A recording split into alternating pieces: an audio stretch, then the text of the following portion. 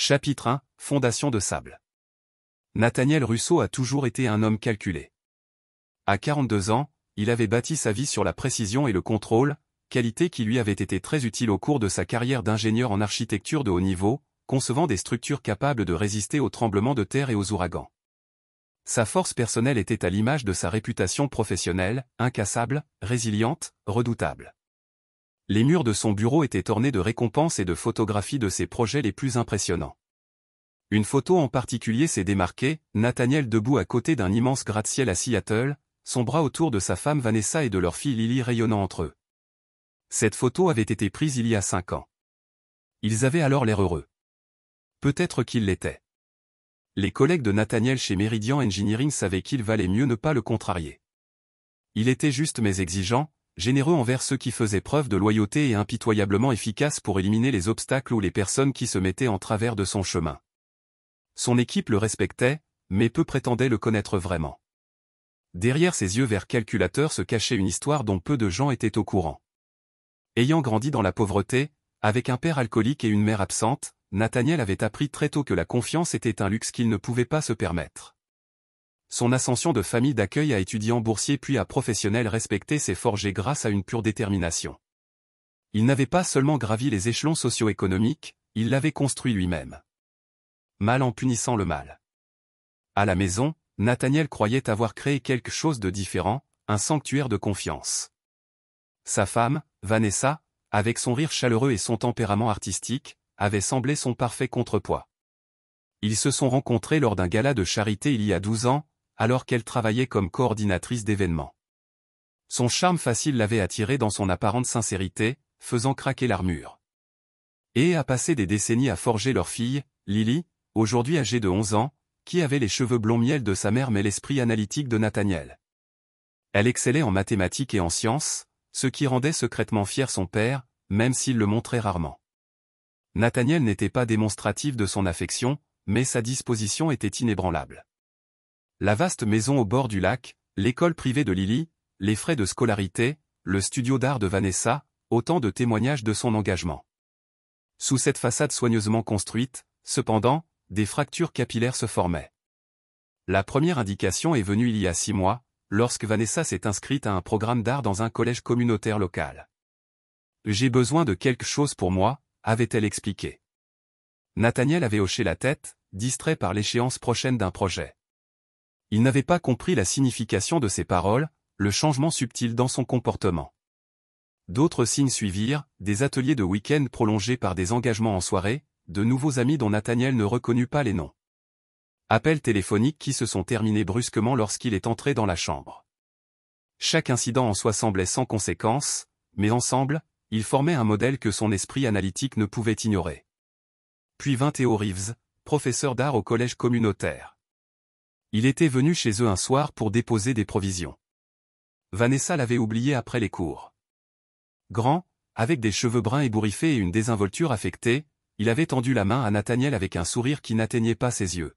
« Votre femme a un talent remarquable », avait dit Theo en se tenant trop près de Vanessa dans le rôle. « Elle apporte quelque chose de spécial à la classe. » Nathaniel avait hoché la tête poliment tout en cataloguant le langage corporel de l'homme, la façon dont les joues de Vanessa étaient rouges, la durée inutile du contact visuel entre eux. Cette nuit-là, allongé au lit à côté de sa femme, il sentit la distance entre eux plus grande que les centimètres séparant leur corps. Le lendemain matin, Nathaniel avait appelé Preston Decker, un ancien colocataire d'université qui dirigeait désormais une entreprise de sécurité privée. La surveillance avait commencé discrètement, relevé téléphonique, relevé de cartes de crédit, images des caméras de circulation. Nathaniel n'était pas du genre à agir uniquement sur la base de soupçons. Il avait besoin de preuves, de données, de confirmations. À Thanksgiving, le dossier sur son bureau était devenu rempli de photographies, d'horodatage et de transcriptions. Les cours d'art de Vanessa étaient devenus le décor d'une liaison qui durait depuis 4 mois. Les reçus du motel, les textes intimes, les achats de bijoux avec une carte de crédit dont Nathaniel ignorait l'existence. Chaque élément de preuve était un coup corporel. Pourtant, il n'a rien montré. Lors du dîner de Thanksgiving avec les parents de Vanessa et leurs voisins, il avait été un hôte parfait, découpant la dinde d'une main ferme pendant que son esprit calculait les angles d'attaque et de défense. Lily l'avait observé avec curiosité cette nuit-là, comme si elle sentait la tempête se préparer derrière son expression posée. C'était la semaine après Thanksgiving lorsque Nathaniel a découvert que Vanessa avait siphonné de l'argent de leur compte commun, de petites sommes au début, puis des sommes plus importantes, près de 50 000 $ au cours des 3 derniers mois, non pas pour des fournitures artistiques ou des cours, mais pour un bail d'appartement séparé signé par Vanessa et Theo Reeves. Il prévoyait de laisser Vanessa et, plus dévastateur, Lily, cette nuit-là, assis seul dans son bureau à domicile avec les preuves étalées devant lui. Nathaniel a pris une décision, il ne le confronterait pas. Pourtant, la confrontation sans stratégie globale était réservée aux amateurs, aux hommes régis par l'émotion plutôt que par l'intellect. Non, il attendrait, observerait et se préparerait. Cette trahison ne serait pas répondue par des appels ou des menaces désespérées, mais par la même précision méthodique qu'il a appliquée à l'ingénierie des gratte-ciel capables de résister à n'importe quelle tempête. En décembre, Nathaniel avait un plan de vengeance aussi méticuleusement conçu que n'importe quel bâtiment qu'il avait jamais créé. À l'approche de Noël, il continue de jouer le rôle d'un mari et d'un père inconscient, tout en mettant en branle les mécanismes qui rendront une justice bien particulière. Il lui suffisait d'attendre qu'il fasse le premier pas. Chapitre 2. La tempête qui s'annonce. L'air de décembre était lourde. Tension tacite alors que Nathaniel naviguait dans la routine d'avant Noël avec une précision mécanique. Chaque matin, il se levait à 5h30, préparait du café pour deux et faisait semblant de ne pas remarquer que la tasse de Vanessa restait intacte. Leurs conversations étaient devenues des échanges transactionnels et cliniques sur la logistique domestique et le programme scolaire de Lily. Lily, perspicace au-delà de ses 11 ans, était devenue silencieuse. Ses récits enthousiastes habituels des événements scolaires avaient été remplacés par des silences vigilants. Un après-midi, Nathaniel la trouva assise seule dans le jardin, enveloppée contre le froid, regardant le lac gelé derrière leur propriété. « Tout va bien, gamin ?» demanda-t-il en s'abaissant sur le banc à côté d'elle. Elle ne le regardait pas. « Est-ce que maman et toi êtes en train de divorcer ?» La franchise de la question la prit au dépourvu. Nathaniel envisagea de mentir, offrant l'assurance palliative que ses parents lui fournissaient habituellement. Mais quelque chose dans la posture de Lily aux épaules carrées, mâchoire fermement serrée lui rappelait tellement lui-même qu'il ne pouvait se résoudre à la tromper. « Je ne sais pas encore », répondit-il honnêtement. « Mais quoi qu'il arrive entre ta mère et moi n'a rien à voir avec combien nous t'aimons tous les deux. » Lily se tourna alors vers lui, ses yeux verts, ses yeux perçants de compréhension. « Elle est avec quelqu'un d'autre, n'est-ce pas cette prof d'art ?» Nathaniel ressentit un frisson qui n'avait rien à voir avec l'air de décembre. « Qu'est-ce qui te fait dire que je ne suis pas stupide, papa ?» Elle sent différent quand elle rentre de ses cours, et j'ai vu un SMS sur son téléphone. La voix de Lily restait ferme, mais ses doigts se tordaient anxieusement sur ses genoux. Elle a dit que je pourrais aller vivre avec eux après Noël, que nous commencerions une nouvelle vie. Mais je ne veux pas d'une nouvelle vie. L'esprit de Nathaniel s'emballait, recalculant. Il n'avait pas prévu que Lily serait impliquée dans les projets de Vanessa ni que sa fille se confierait à lui. Cela a changé les choses, à la fois simplifié et compliqué son approche. Lorsqu'elle vous l'a présenté, Nathaniel a gardé sa voix neutre, même si la rage lui brûlait la poitrine comme de l'acide. Lily hocha la tête. « Il nous a emmenés manger une glace le mois dernier. Maman a dit que tu travaillais tard, mais tu étais à cette conférence à Denver. » Elle leva les yeux vers lui, quelque chose se durcissant sur son jeune visage. « Je ne l'aimais pas. Il me parlait comme si j'étais un bébé et il n'arrêtait pas de toucher la main de maman quand il pensait que je ne regardais pas. » Nathaniel passa prudemment un bras autour des épaules de sa fille. « Je veux que tu me promettes quelque chose, si jamais tu ne te sens pas en sécurité ou mal à l'aise, tu m'appelles immédiatement, peu importe où je suis ni l'heure qu'il est. » Comprenez, Lily se pencha légèrement vers lui. C'était la première véritable connexion qu'ils partageaient depuis des semaines, comprenez. Plus tard dans la nuit, Nathaniel a visionné les images de sécurité que Preston avait installées dans toute leur maison. Il regarda Vanessa se glisser dans la chambre de Lily, s'asseoir sur le bord de son lit et parler à voix basse. Même s'il n'y avait pas de son, il pouvait lire l'animation dans les gestes de Vanessa, l'inconfort croissant dans la posture de Lily, l'éventuel hochement de tête qui ressemblait plus à un abandon qu'à un accord. Le lendemain, Nathaniel ajuste sa stratégie. Il a rappelé Preston. « J'ai besoin d'avoir des yeux sur Lily à tout moment, ordonna-t-il, et je veux tout ce que vous pouvez obtenir sur Theodore Reeves, pas seulement sur l'affaire.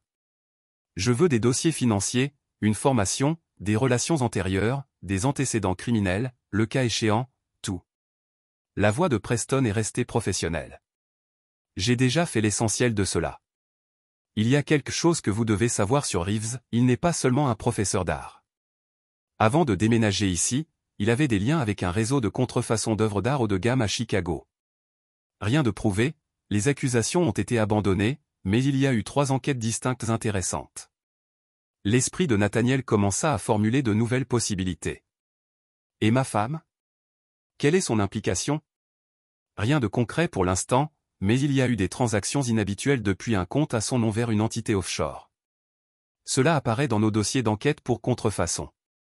Avant que les pièces ne se déplacent sur l'échiquier mental de Nathaniel, il avait supposé que cette liaison était la principale trahison, mais peut-être n'était-ce que la couche superficielle de quelque chose de plus profond. L'argent que Vanessa avait déplacé. Ce n'était pas seulement pour un nouvel appartement, c'était du capital d'investissement. Encore une chose, Preston a ajouté, à un historique de relations volatiles, 2 ordonnances d'interdiction de la part d'ex-petites amies au cours des 5 dernières années, des allégations de violence psychologique et physique, mais rien ne colle. Il est charmant jusqu'à ce qu'il ne le soit plus. La prise de Nathaniel se resserra sur le téléphone. Continuez à creuser. Et Preston, assurez-vous que les détails de sécurité sur Lily sont invisibles mais constants. Je ne veux pas que Vanessa ou Reeves sachent qu'ils sont surveillés. Les 2 semaines suivantes se passèrent dans un flou de préparatifs.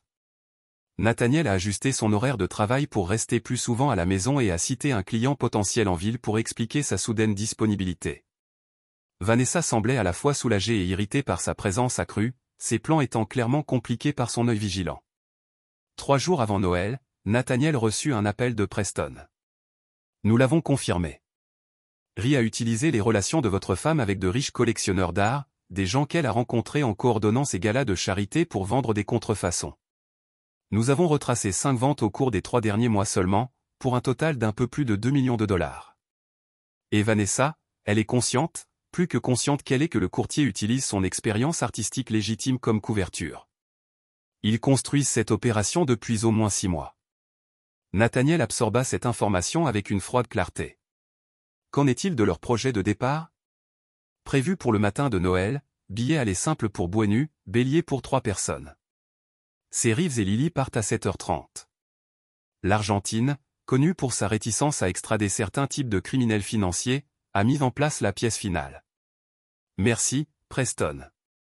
Nathaniel a déclaré, j'aurai besoin de ces hommes de sécurité dont nous avons discuté avant la veille de Noël, déjà arrangés. Êtes-vous sûr de cette approche, Nat? C'est risqué. Tout ce qui vaut la peine d'être fait implique des risques. Répondit Nathaniel, son ton ne trahissant rien de la fureur calculée qui montait en lui. L'important est de s'assurer que la structure puisse supporter le poids de ce qui s'en vient. Le 23 décembre, Nathaniel a offert à Vanessa un cadeau de Noël en avance, un délicat bracelet en diamant.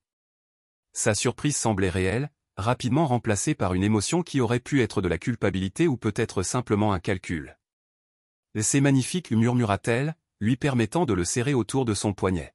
« Je pensais que tu pourrais le porter chez tes parents demain soir » dit-il agréablement, pour le dîner du réveillon de Noël. Les doigts de Vanessa s'immobilisèrent sur les diamants. « C'est à cela que je pensais. Peut-être devrions-nous rester à la maison cette année. Juste nous 3. Passer un Noël tranquille. » Nathaniel sourit, l'expression n'atteignant pas ses yeux, « C'est absurde, tes parents nous attendent. En plus, je leur ai déjà dit que nous venions. » Il l'embrassa sur la joue, remarquant à quel point elle se raidissait à son contact. « C'est notre tradition. Un dernier Noël parfait en famille. » Les mots suspendus entre eux étaient chargés de sens. Pendant un instant, quelque chose comme de la peur apparut sur le visage de Vanessa avant qu'elle ne se ressaisisse. « Bien sûr, dit-elle finalement. Un dernier Noël parfait. » Alors qu'il se détournait, Nathaniel aperçut son reflet dans la fenêtre. Son expression, cool, détachée, résolue. La tempête à venir allait tout remodeler. Et, contrairement à la femme qui partageait sa maison mais qui n'avait plus sa confiance, il était parfaitement préparé à son pouvoir destructeur. Chapitre 3. Trahison déchaînée. Dîner du réveillon de Noël chez les Henderson. Les parents de Vanessa procédaient avec la jovialité tendue de gens déterminés à préserver les apparences. Diana Henderson s'occupait de la table pendant que son mari, Bill, découpait la côte de bœuf avec une précision militaire, vestige de ses 30 années dans l'armée. Nathaniel a regardé Vanessa passer la soirée avec grâce, riant des blagues classiques de son père complimentant la cuisine de sa mère. Seul un coup d'œil occasionnel sur son téléphone trahissait son anxiété. Et Lily était assise tranquillement entre ses grands-parents en train de manger, ses yeux se déplaçant entre ses parents avec une vigilance lasse. « Tu es terriblement calme ce soir, Nat », remarqua Bill Henderson en remplissant le verre de vin de Nathaniel. « Les projets de fin d'année vous occupent à simplement terminer les choses avant de prendre un congé. » Nathaniel répondit facilement. « J'ai pensé que ce serait bien pour nous trois de faire un voyage après les vacances, peut-être dans un endroit chaud. » Le fort de Vanessa claqua contre son assiette. « Un voyage ? Vous n'avez mentionné aucun voyage. » Nathaniel sourit. « Je voulais que ce soit une surprise qui fasse partie de ton cadeau de Noël. » Diana frappa dans ses mains. « Quelle merveilleuse idée. Où penses-tu aller ? » « Je pensais à l'Amérique du Sud, » dit Nathaniel, les yeux fixés sur sa femme. « Argentine, j'ai peut-être entendu dire que Buenos Aires est magnifique à cette période de l'année. » La couleur du visage de Vanessa disparut. Lily leva brusquement la tête, son regard se déplaçant entre ses parents. « En fait, Vanessa a dit d'une voix anormalement haute, Lily et moi parlions d'une tournée artistique en Europe l'été prochain, n'est-ce pas, ma chérie ?» L'expression de Lily resta impassible. « Mais tu en as discuté, maman, dis-je.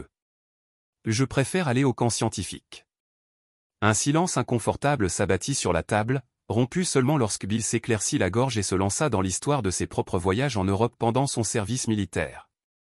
Nathaniel a bu son vin en regardant le calme de Vanessa se fissurer progressivement tout au long du reste du dîner.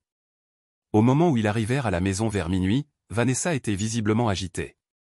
Elle envoya Lily à l'étage se préparer à aller au lit, puis se tourna vers Nathaniel dans la cuisine.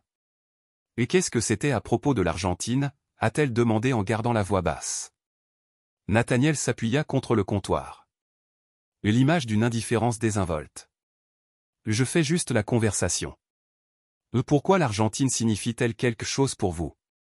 Les yeux de Vanessa se plissèrent. « Ne joue pas avec moi, Nathaniel. » Il haussa un sourcil, comme le jeu où vous faites semblant de suivre des cours d'art alors que vous rencontrez réellement votre amoureux. Ou peut-être le jeu dans lequel vous envisagez de kidnapper notre fille et de fuir le pays le matin de Noël. Le choc sur le visage de Vanessa aurait été satisfaisant si Nathaniel avait été capable de ressentir de la satisfaction à ce moment-là.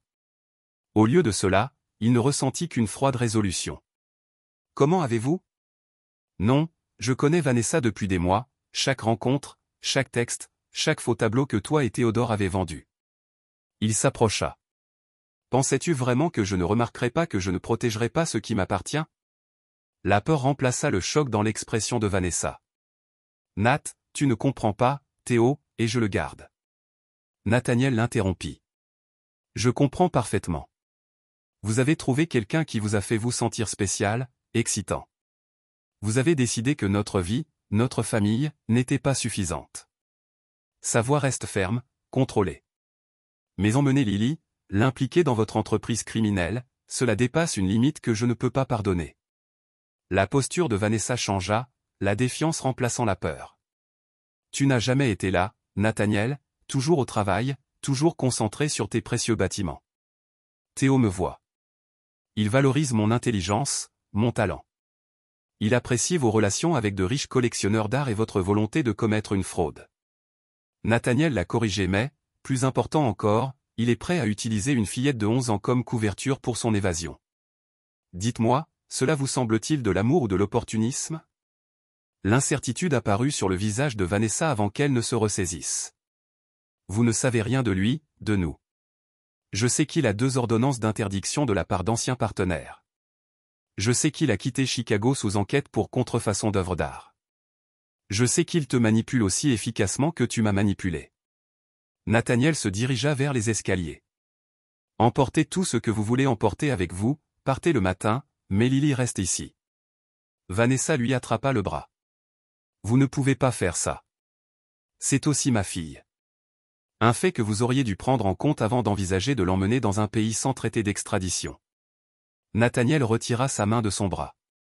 Bonne nuit, Vanessa, joyeux Noël. Il monta les escaliers, entendant le début de son appel téléphonique. frénétique. Dès qu'il fut hors de vue, en haut du palier, il trouva Lily assise contre le mur, les genoux ramenés contre sa poitrine. « Vous avez entendu tout cela ?» a-t-il déclaré plutôt que de demander.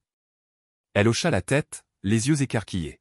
« Est-ce que maman est vraiment une criminelle ?» soupira Nathaniel en s'asseyant à côté d'elle. Les gens font parfois de mauvais choix, surtout quand ils ont peur ou pensent qu'ils sont amoureux. Allait-il vraiment m'emmener en Argentine demain? Ils avaient des billets, a confirmé Nathaniel, mais cela n'arrivera pas maintenant. Lily est restée silencieuse pendant un moment. Maman va-t-elle en prison? Cela dépend d'elle, dit honnêtement Nathaniel, et de Théodore. Ils restèrent assis en silence jusqu'à ce que la tête de Lily commence à hocher la tête avec épuisement. Nathaniel la guida jusqu'à sa chambre, attendit qu'elle soit installée. Lis. Papa, sa voix était faible dans la pièce sombre. Seras-tu toujours là quand je me réveillerai? Maintenant, dors un peu. C'est presque Noël. En bas, Vanessa était toujours au téléphone, d'une voix pressante et feutrée. Nathaniel l'ignora et se rendit dans son bureau pour appeler Preston. « Dans combien de temps vos hommes pourront-ils arriver ?» a-t-il demandé sans préambule. « Déjà en position » répondit Preston. « Vous voulez remonter la chronologie ?»« Oui, elle contacte Reeves maintenant. »« Je ne veux pas attendre jusqu'au matin, compris, je vais envoyer le signal. » Nathaniel raccrocha et retourna au salon où Vanessa enfonçait furieusement des objets dans un sac. « Je pars si tôt ?» demanda-t-il doucement. « Je pensais que tu pourrais au moins attendre pour ouvrir les cadeaux. »« Va au diable !» Nathaniel cracha elle. « Ce n'est pas fini.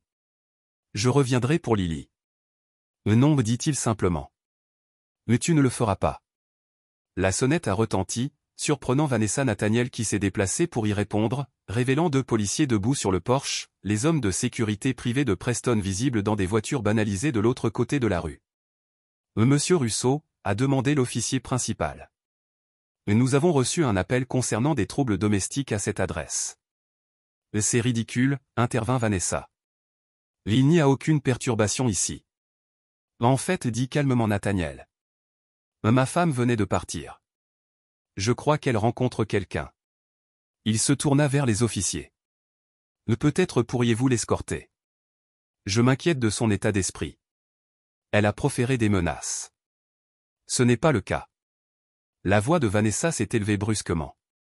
Il ment. Il essaie de m'éloigner de ma fille. Les agents ont échangé des regards. L'un d'eux s'est avancé. Madame, pourquoi ne nous calmons-nous pas tous? Y a-t-il un autre endroit où vous pouvez passer la nuit? Chez un ami, peut-être? C'est ma maison, a insisté Vanessa, son sang-froid. Il ne peut pas me mettre à la porte la veille de Noël. En fait, Madame Russo, le deuxième officier, a déclaré, dans des situations domestiques comme celle-ci, nous recommandons généralement une période de réflexion. S'il y a un endroit où vous pouvez aller, ce serait mieux pour tout le monde. Vanessa regarda frénétiquement entre les officiers et Nathaniel, se rendant compte qu'elle était déjouée. Très bien, dit-elle sèchement en attrapant son sac.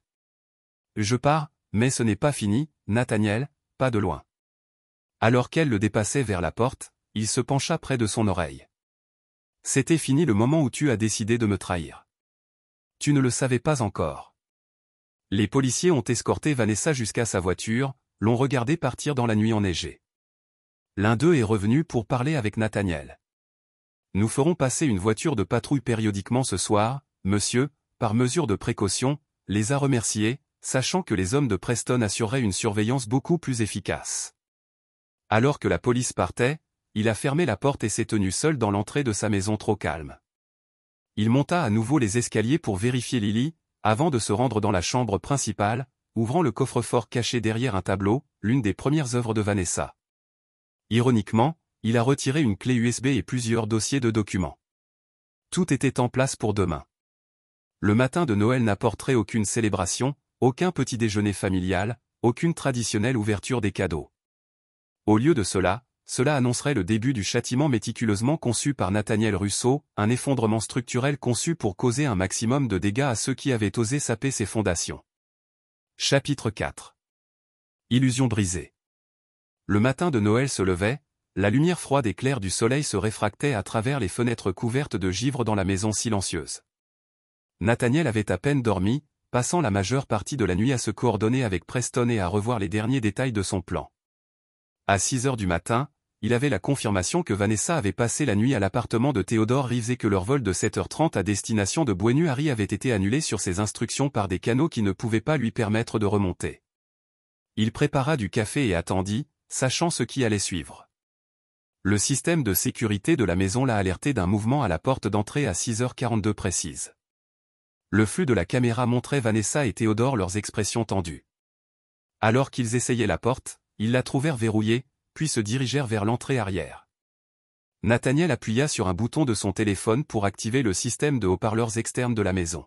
« Bonjour Vanessa. »« Theodore, les portes sont verrouillées et tenter d'entrer par effraction déclencherait une réponse immédiate de la police. » Sa voix, amplifiée et impartiale, a fait sursauter les deux et a cherché les caméras.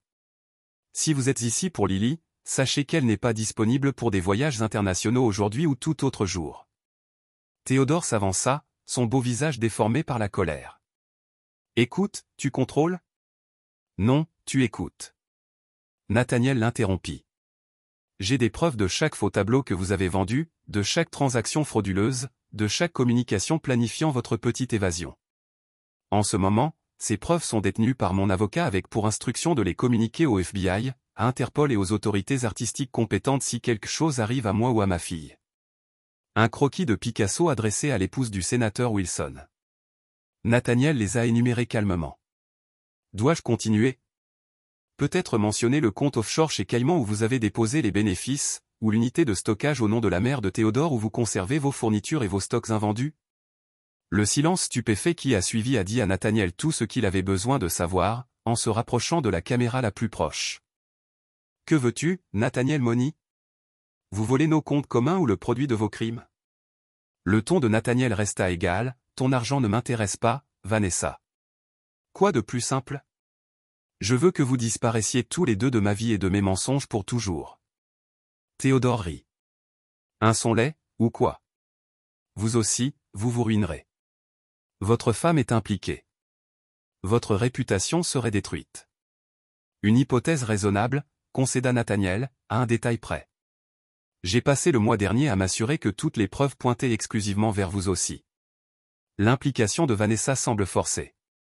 Une femme manipulée par un homme prédateur avec un historique de comportement exactement pareil. Une simple enquête révélerait ses ordonnances d'interdiction. Théodore, ton modèle. Le visage de Théodore se tordit de rage. Il se précipita vers la porte arrière, cognant son épaule contre celle-ci. La serrure renforcée a tenu bon. Je déconseille fortement les dommages matériels. Nathaniel a continué. Le système de sécurité a déjà alerté la police. Il devrait arriver dans environ 3 minutes.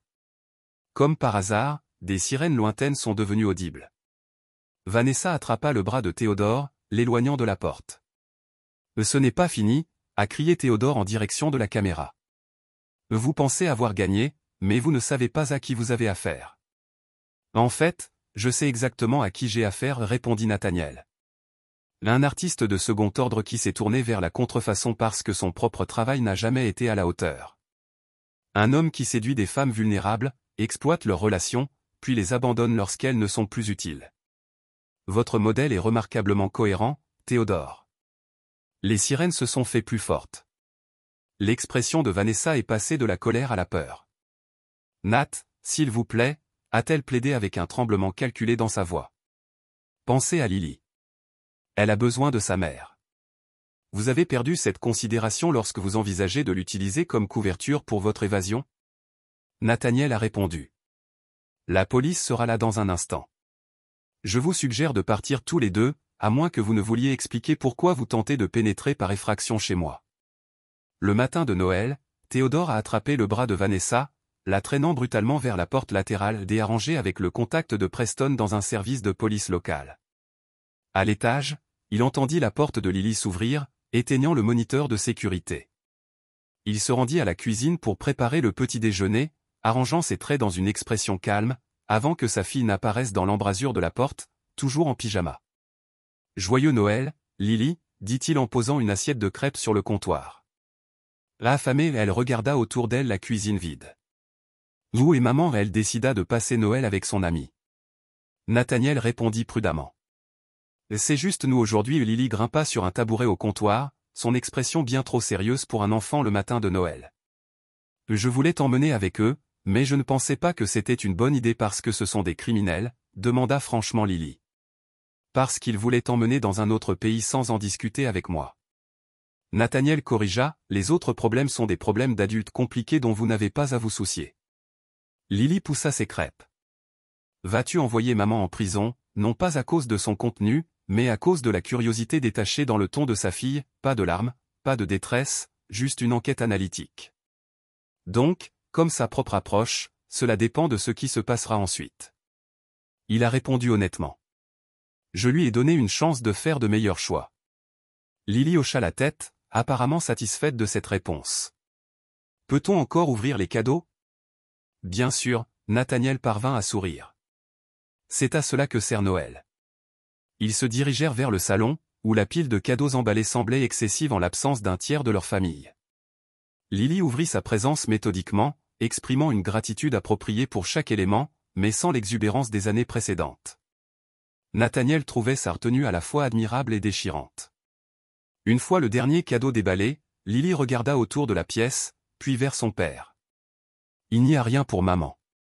Elle a probablement emporté ses cadeaux avec elle, dit Nathaniel, essayant d'atténuer le coup.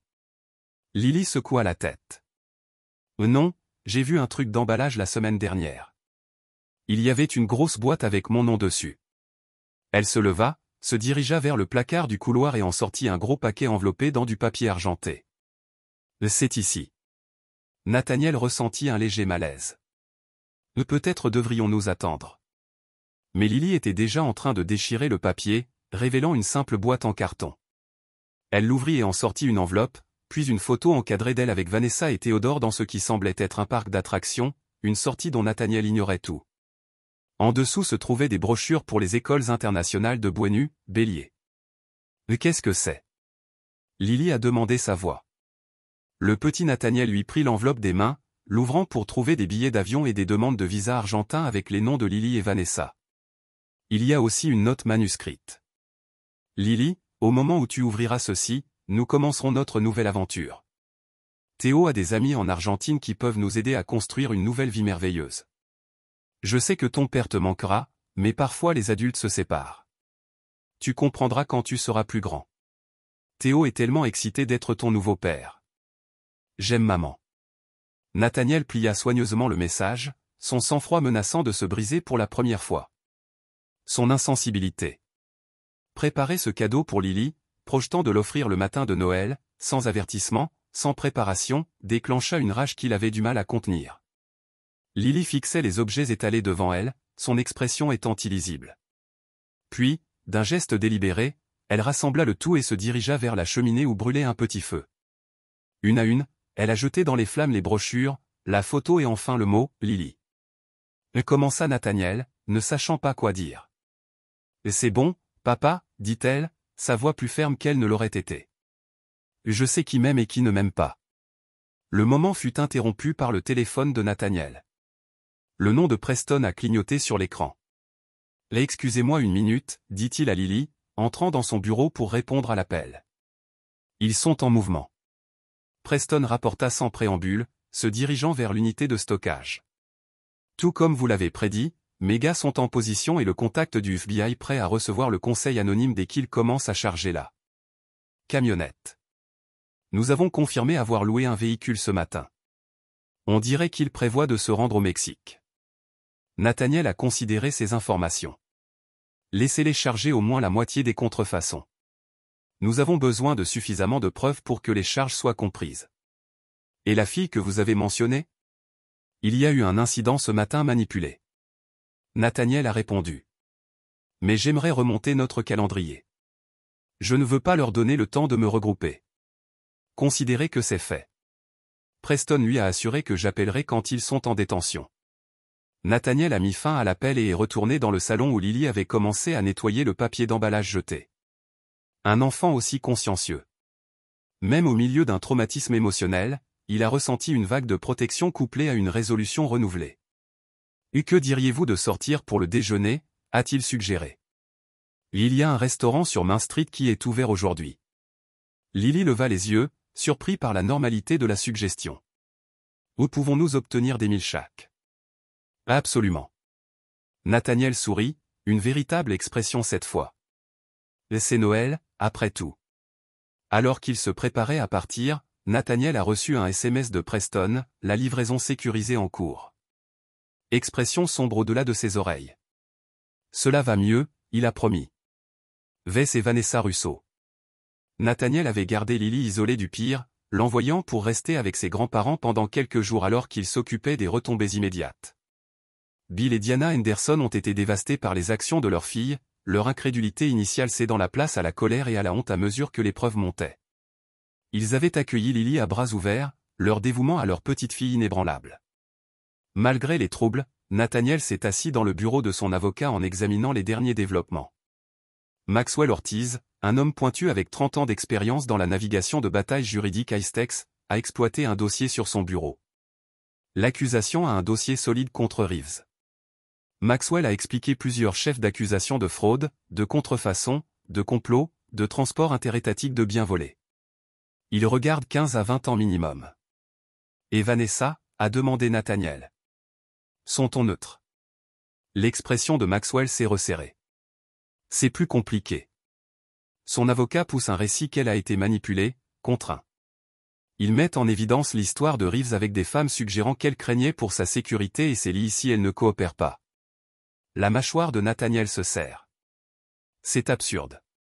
Elle était peut-être une participante active, mais la perception est importante dans ces cas. Une mère effrayée, un amant contrôlant avec des antécédents d'allégations d'abus, c'est une histoire sympathique. Maxwell se pencha en avant. Le vrai problème est son insistance continue sur la garde partagée de Lily. Malgré tout, elle se bat pour l'accès à sa fille. Cela était attendu, mais toujours exaspérant. Nathaniel avait déjà mis les contre-mesures en mouvement, mais il devait paraître de manière appropriée. Quelles sont les options? Nous avons souligné le plan de l'Argentine, a répondu Maxwell. Le fait qu'elle était prête à retirer Lily du pays à votre insu ou à votre consentement. Signe un appel du bureau du procureur de district. Lui-même, laissant Nathaniel avec ses pensées. Quel genre de clémence? Accusation réduite, probation au lieu de prison et, c'est la visite supervisée par le point de collage avec Lily. Nathaniel se tenait à déménager vers la fenêtre qui surplombait la ville. Le DA est-il réceptif? Ils y envisagent. Reeves est le plus gros poisson et le témoignage de Vanessa renforcerait considérablement leur cas. Maxwell s'arrêta. Il y a autre chose. Reeves prétend que vous les avez encadrés tous les deux, que vous avez planté des preuves et orchestré toute la situation de la jalousie, une réponse calculée. Nathaniel avait anticipé cette décision, s'était préparé à cela. Et quelle preuve offre-t-il pour cette affirmation absurde? Aucun jusqu'à présent. Mais son avocat demande des dossiers financiers détaillés de vous et de Vanessa, à la recherche d'irrégularités dans les mois qui ont précédé les arrestations. Ils ne trouveront rien. Nathaniel a déclaré avec certitude qu'il avait été méticuleux, utilisant des canaux introuvables pour ses activités. Accordez-leur tout ce qu'ils demandent. Je n'ai rien à cacher. Maxwell l'a étudié attentivement. En êtes-vous sûr? Même l'homme le plus prudent laisse des traces. Je ne suis pas la plupart des hommes. Nathaniel a répondu. Mon objectif a toujours été de protéger Lily, rien de plus. Quand il est rentré chez lui cet après-midi-là, Nathaniel a trouvé Lily assis au comptoir de la cuisine, sa tablette scolaire ouverte à un article de presse sur l'affaire. Elle leva les yeux en entrant, son expression contrôlait soigneusement. Pourquoi ne m'avez-vous pas dit que maman pourrait aller en prison? A-t-elle demandé sans préambule. Nathaniel soupira, posant sa mallette. J'espérais vous protéger du pire, Lily. Je ne suis pas un bébé papa. Je peux gérer la vérité. Son menton se leva avec défi. Les enfants de l'école parlent.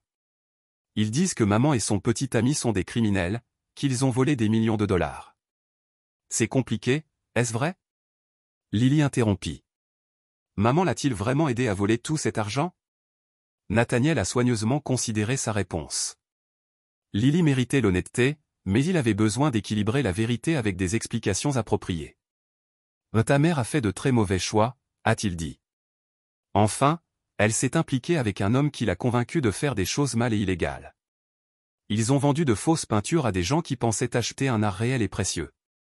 Lily traite cela, son esprit analytique travaillant visiblement à travers les implications. Et ils allaient m'emmener en Argentine parce qu'ils fuyaient de se faire prendre. Oui, a confirmé Nathaniel. Cela semble avoir été le plan. Aurions-nous jamais été revenus? La question a coupé directement à la peur centrale de Nathaniel. Je ne sais pas, chérie, j'espère que votre mère aurait réalisé à quel point vous avez besoin des deux parents. Mais elle s'en fichait. Ce dont j'avais besoin. Lily interrompit, sa voix craquant pour la première fois. Elle allait juste m'emmener loin de l'école, de grand-mère et de grand-père. Elle n'a même pas demandé ce que je voulais. Nathaniel a déménagé pour embrasser sa fille, mais elle a glissé du tabouret, recula. Je t'ai entendu au téléphone, dit-elle, les yeux soudainement durs. Vous saviez ce qu'il faisait depuis longtemps, non? Vous les regardiez rassembler des preuves. Nathaniel a ressenti un froid à l'accusation dans son ton. J'essayais de comprendre ce qui se passait. Oui, pourquoi ne les avez-vous pas arrêtés plus tôt, avant Noël, avant qu'elle ne se sépare durement? J'avais besoin d'être sûr. Nathaniel a expliqué, en choisissant sa parole avec soin. Les relations adultes sont compliquées, Lily. Je voulais donner à votre mère toutes les chances de faire de meilleurs choix. Lily secoua la tête. Vous vouliez vous venger. Tu voulais la blesser comme elle te blesse. La perception de la déclaration a laissé Nathaniel momentanément sans voix. Il y avait du vrai dans ses paroles plus qu'il ne se souciait de l'admettre même. Je voulais la justice, il a corrigé doucement et, surtout, je voulais vous garder en sécurité. Je ne me sens pas en sécurité, dit Lily tranquillement. J'ai l'impression que tout est brisé et personne ne me dit toute la vérité. Avant que Nathaniel ne puisse répondre, son téléphone a sonné le numéro de Preston. Il hésita, déchiré entre les besoins émotionnels de sa fille et la prochaine phase de son plan. Prenez-le, dit Lily, se détournant. C'est probablement important. Tu es juste son truc, Lily. Je vais dans ma chambre. J'ai des devoirs. Elle a rassemblé sa tablette et est partie sans regarder en arrière. Ses petites épaules rigides de blessure et de colère, Nathaniel a répondu à l'appel. Passant à son étude pour la vie privée. Nous avons une situation, a déclaré Preston sans préambule. Reeves a pris contact avec un associé ce matin, un homme du nom de Curtis Donovan, ancien compagnon de cellule d'un séjour de fraude, Reeves a fait dans l'Illinois il y a 5 ans. Ils se sont rencontrés à la prison du comté pendant les heures de visite. Quels sont les antécédents de Donovan? Le travail désagréable, et spécialisé dans l'intimidation, le chantage, a fait du temps pour des voies de fait aggravées et l'extorsion. Il a regardé votre maison. Le sang de Nathaniel a couru froid, gagne. Mon gars l'a repéré en faisant des drive-by hier et aujourd'hui. Il a également suivi le bus scolaire de Lily ce matin. Augmentez la sécurité immédiatement, a ordonné Nathaniel. Je veux des yeux sur Lily à tout moment et découvrir tout ce que vous pouvez sur ce personnage de Donovan. Les associés ont déjà des faiblesses. Il y a autre chose que vous devriez savoir. Vanessa a obtenu une caution il y a 1 heure. Ses parents ont installé leur maison comme garantie. C'était inattendu. Bill et Diana avaient semblé si dévastés par les actions de leur fille, si favorables à la position de Nathaniel. Qui représente son nouvel avocat? Guy nommé Laurence Frost est spécialisé dans les affaires pénales de haut niveau avec un angle de violence domestique. Le mot est qu'il construit un cas où vous étiez abusif émotionnellement. Que Vanessa s'est enfuie de Reeves par peur. L'esprit de Nathaniel a couru à travers des contingences. Ce récit pourrait compliquer les choses, génère potentiellement de la sympathie du public pour Vanessa. Plus préoccupant était la menace pour la sécurité de Lily si Donovan les étudiait en effet au nom de Ray. J'ai besoin de remonter notre calendrier. Nathaniel a décidé, exécuter la phase 3 ce soir. C'est agressif. Preston a mis en garde, nous n'avons pas encore entièrement vérifié les comptes offshore. Nous en savons assez. Reeves augmente en faisant appel à Donovan. Je ne risquerai pas la sécurité de Lily pendant que nous tous les yeux et les croix, chaque té comprenait. Je vais passer les appels. Nathaniel a mis fin à l'appel et a déménagé à la fenêtre en vérifiant la rue à l'extérieur. Rien ne semblait manquer, mais la connaissance qu'ils étaient surveillés, que Lily était surveillée, le remplit de fureur froide. Il a appelé Maxwell Ortiz ensuite, le mettant à jour sur les nouveaux développements et demandant une audience d'urgence concernant la garde et la sécurité de Lily. Il a ensuite contacté l'école privée que Lily a assistée, s'exprimant avec le directeur des problèmes de sécurité et organisant Lily à être temporairement enseignée à la maison. Le soir, les pièces étaient en mouvement. L'équipe de Preston avait localisé 3 comptes offshore liés à Reeves, contenant chacun des parties du produit du régime de contrefaçon. Des conseils anonymes pour les autorités financières de 3 pays déclencheraient des gels simultanés sur les comptes, les changements efficaces de tous les accomplis auraient pu compter. Pendant ce temps, un dossier soigneusement organisé sur Curtis Donovan avait été remis à son agent de libération conditionnelle documentant son association avec Reeves et ses activités de surveillance, une violation claire de ses termes de libération conditionnelle. La police locale se préparait à le faire venir pour interrogatoire. Alors que Nathaniel a passé en revue les dispositions finales, Maxwell a appelé avec les nouvelles du bureau du DA. Vanessa avait fourni une déclaration complète impliquant Reeves comme le cerveau, tout en se décrivant comme une victime de manipulation et de violence émotionnelle. Plus troublant, elle avait inclus des allégations selon lesquelles Nathaniel avait contrôlé et émotionnellement tout au long de leur mariage, créant un environnement qu'elle se sentait obligée de s'échapper. Elle a jeté des bases pour une bataille de garde, a averti Maxwell, se peignant comme une mère désespérée essayant de protéger son enfant d'un père froid et contrôlant. Quelle est la position de l'AD? Ils sont sceptiques mais procédaient prudemment. Sa coopération contre Reeves a de la valeur pour eux, quelles que soient ses motivations. Nathaniel a terminé l'appel et est allé vérifier Lily, trouvant la porte de sa chambre fermée. Il a frappé doucement, « Lily, puis-je entrer? Nous devons parler. » Aucune réponse. Il a de nouveau frappé, puis a essayé la poignée. La porte était verrouillée, quelque chose qu'elle n'avait jamais fait auparavant. « Lily, veuillez ouvrir la porte. » C'est un silence important. Une vrille de panique enroulée à travers la poitrine de Nathaniel. Il a frappé plus fermement, « Lily, ouvre cette porte en ce moment où je devrais l'ouvrir. » Enfin, il a entendu un mouvement à l'intérieur.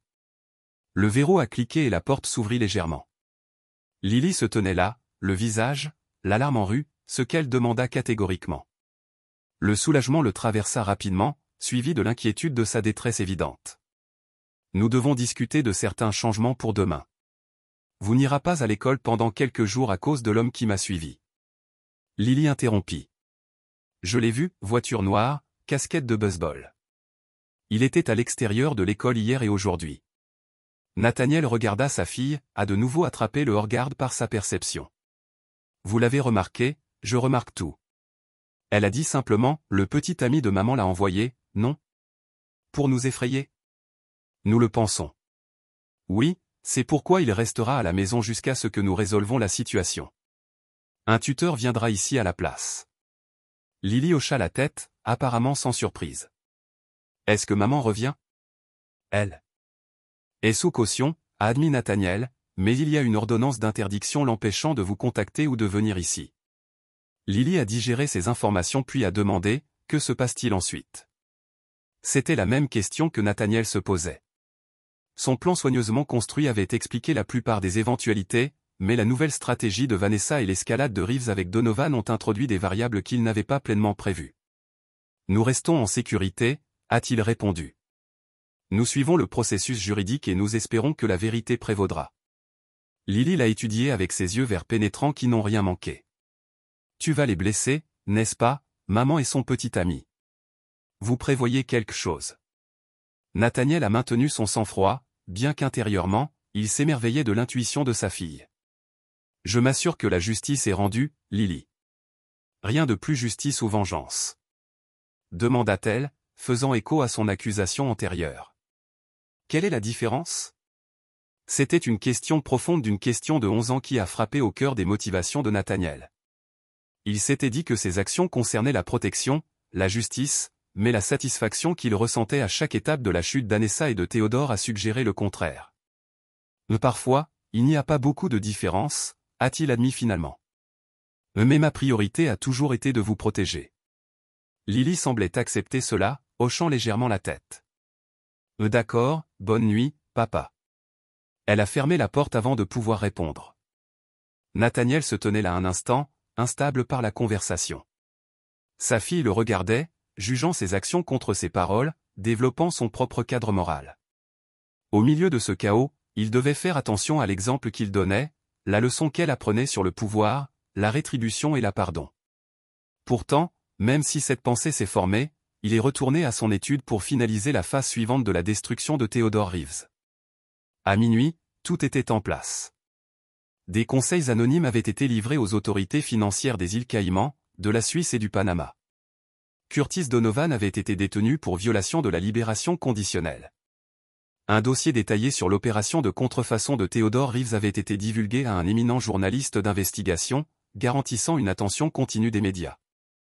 Alors que les célébrations du Nouvel An se déroulaient à travers la ville, Nathaniel Russo était assis seul dans son étude, un verre de whisky à la main, passant en revue ce qui restait de son plan.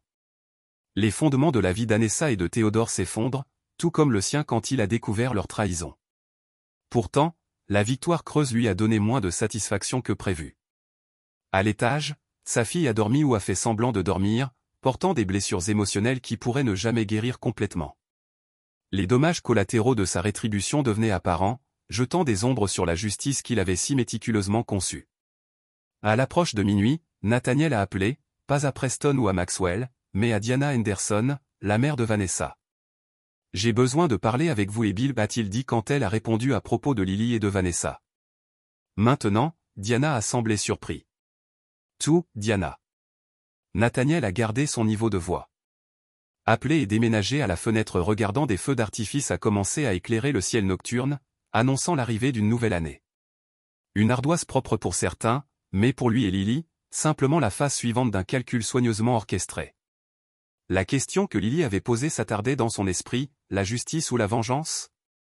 Peut-être que la réponse ne résidait pas dans les actions elles-mêmes, mais dans ce qui est resté lorsque la poussière s'est installée et si quelque chose pouvait être reconstruit des ruines de la confiance brisée. Chapitre 6. The Devil's Bargain, elle est une menteuse pathologique. La voix de Diana Henderson trembla d'émotion alors qu'elle était assise en face de Nathaniel dans son salon le lendemain matin, le 1er janvier, une journée pour de nouveaux départs, qui les a plutôt trouvés excavant des vérités douloureuses. J'adore ma fille, mais je ne peux pas ignorer ce qu'elle a fait. Bill Henderson, baguette directement dans son fauteuil, hocha la tête sombrement. Nous l'avons mieux élevée que ça. L'histoire qu'elle raconte maintenant que vous contrôliez, que vous vous sentiez piégé. Ils ne correspondent pas à la femme qui a jailli de son merveilleux mari pendant 10 ans. Nathaniel avait invité les parents de Vanessa alors que Lily dormait encore, ayant besoin de comprendre leur position et de garantir leur soutien avant la prochaine phase de son plan. Pourtant, vous avez payé sa caution, a observé Nathaniel, gardant son ton neutre. Diana et Bill ont échangé des regards. Elle est toujours notre fille, dit tranquillement Diana. Nous ne pouvions pas supporter la pensée d'elle en prison, peu importe ce qu'elle a fait. Mais cela ne signifie pas que nous soutenons ses actions ou ses mensonges. Que dit exactement, a demandé Nathaniel, bien que Preston lui ait déjà fourni des rapports détaillés sur les déclarations de Vanessa. La mâchoire de Bill a resserré que vous étiez émotionnellement abusif, contrôlant de l'argent, l'isolant d'amis, dédaignant son article qu'elle se sentait piégée et effrayée. Et Reeves lui a offert une issue. Et vous ne croyez pas ce récit? Bien sûr que non. Diana répondit fermement. Nous avons vu comment vous l'avez traité depuis 12 ans, avec respect, générosité, soutien, les vacances, le studio d'art que vous l'avez construite, la façon dont vous avez encouragé sa carrière. Ce ne sont pas les actions d'un mari abusif. Nathaniel hocha la tête, soulagé par leur conviction. Bien que je sois en attente, je suis préoccupé par la façon dont ces allégations affecteront Lily. Elle a déjà du mal avec la trahison de sa mère. Entendre Vanessa me peindre comme une sorte de monstre ne fera que la confondre davantage. C'est pourquoi nous sommes ici, Bill a intervenu. Nous voulons que vous sachiez que nous nous tenons avec vous et Lily. Nous ne soutiendrons pas les tentatives de Vanessa de réécrire l'histoire ou de prendre la garde, même si cela signifie témoigner contre votre fille, a demandé Nathaniel. En regardant soigneusement leur réaction, la question pendait fortement dans les airs. Les yeux de Diana se remplissaient de larmes mais sa voix est restée stable. Si nécessaire, oui, le bien-être de Lily passe en premier. Toujours, Nathaniel a ressenti une mesure de sa tension. Avoir les parents de Vanessa en tant qu'alliés renforcerait considérablement sa position dans toute bataille de garde. Merci, a-t-il dit sincèrement. Il y a quelque chose d'autre que vous devriez être conscient. Théodore a apparemment enrôlé un associé à une histoire violente pour surveiller notre maison et notre école de Lily. La police l'a détenu hier soir, mais il peut y en avoir d'autres. Diana haletait, mon Dieu, est en sécurité? Le port est devenu plus prononcé. Nathaniel l'a déposée pour une nouvelle considération. Ensuite, elle ne devrait avoir aucune objection à fournir une déclaration complète à cet effet, reconnaissant sa manipulation mais aussi sa propre participation volontaire au régime de contrefaçon. Bill hocha la tête de manière décisive. Nous indiquerons clairement que sa relation avec Lily dépend d'une pleine honnêteté à partir de ce moment. La conversation a été interrompue par le son des pas dans les escaliers. Lily est apparue dans la porte, toujours en pyjama, son expression s'éclairant légèrement à la vue de ses grands-parents. « Grand-mère, grand-père, qu'est-ce que tu fais ici ?» Diana ouvrit les bras et Lily se déplaça dans son étreinte. « Bonne année, chérie. Nous sommes venus voir comment vous et votre père allaient. » Lily regarda entre les adultes. Sa perception évidente. « Mais tu parles de maman, n'est-ce pas ?» Les adultes ont échangé des regards. Nathaniel a décidé de l'honnêteté, oui, nous discutions de la situation juridique et prévoyons de vous protéger. De l'homme dans la voiture noire, a demandé Lily. L'expression de Bill s'assombrit. Et quelqu'un vous regarde. Pas plus. Nathaniel lui a assuré. La situation est gérée. Diana garda son bras autour de Lily. Et un petit déjeuner? Je pourrais faire ces crêpes spéciales que vous aimez. Alors que Diana a emmené Lily dans la cuisine, Nathaniel et Bill ont continué leur conversation dans des tons inférieurs. Il y a quelque chose d'autre que Nathaniel a dit. Complique les questions. Sachez que Vanessa a mentionné avec attentivement cette affirmation. La précision et la planification sont fondamentales pour ce que je fais, mais mon objectif a toujours été de protéger ceux qui comptent, de ne pas punir ceux qui ne le font pas. Bill hocha la tête, apparemment satisfait.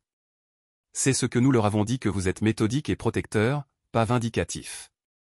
Il a hésité, même si je dois admettre que si quelqu'un m'avait fait ce que Vanessa et Reeves vous ont fait, je n'aurais peut-être pas été aussi mesuré dans ma réponse.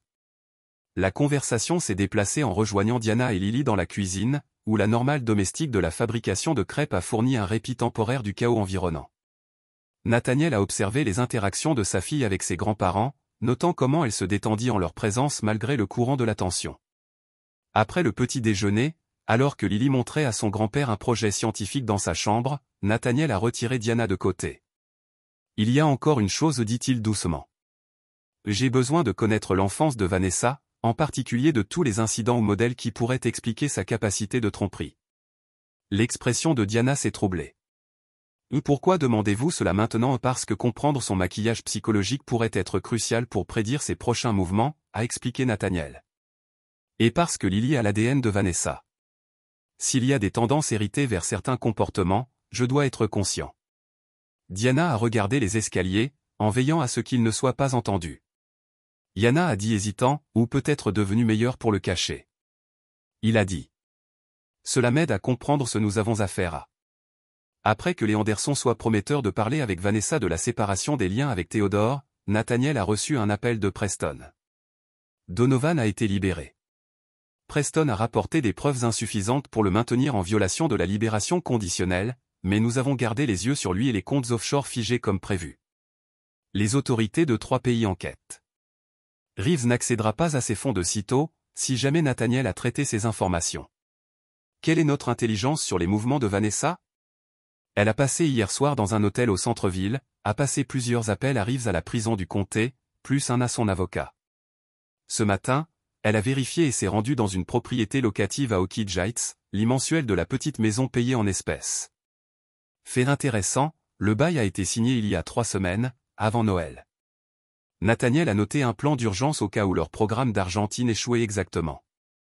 Et voici où ça devient intéressant. L'accord de location répertorie 2 locataires, Vanessa Russo et Curtis Donovan.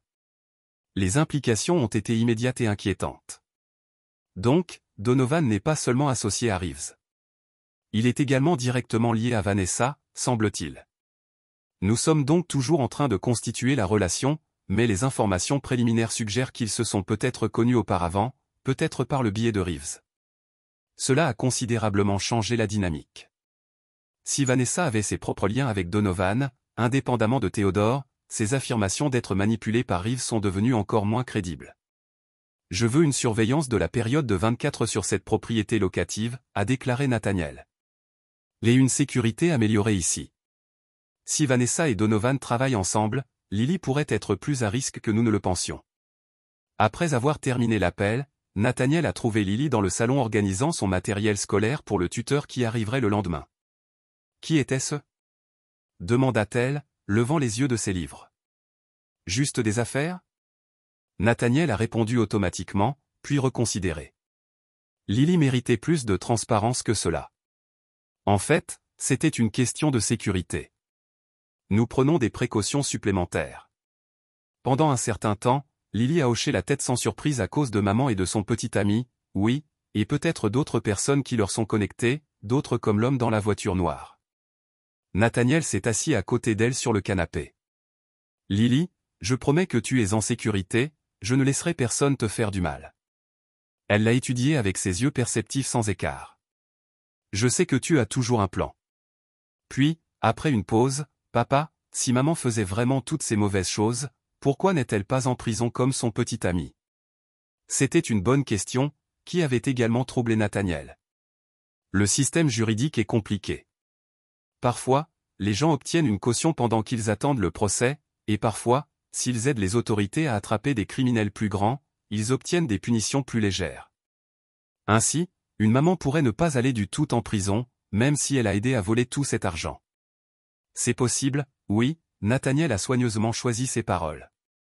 Mais même si elle ne va pas en prison, il y aura des conséquences, restrictions légales, sanctions financières, casier judiciaire. Lily considérait ceci, qu'en est-il de moi? Dois-je vivre avec elle? Parfois. La question a été coupée au cœur des préoccupations de Nathaniel. Pas si je peux l'aider. Les actions de votre mère ont démontré qu'elle n'est pas actuellement capable de vous fournir un environnement sûr et stable. Bon, dit fermement Lily, parce que je ne veux pas la voir, jamais. Les véhéments dans son ton étaient à la fois rassurants et troublants.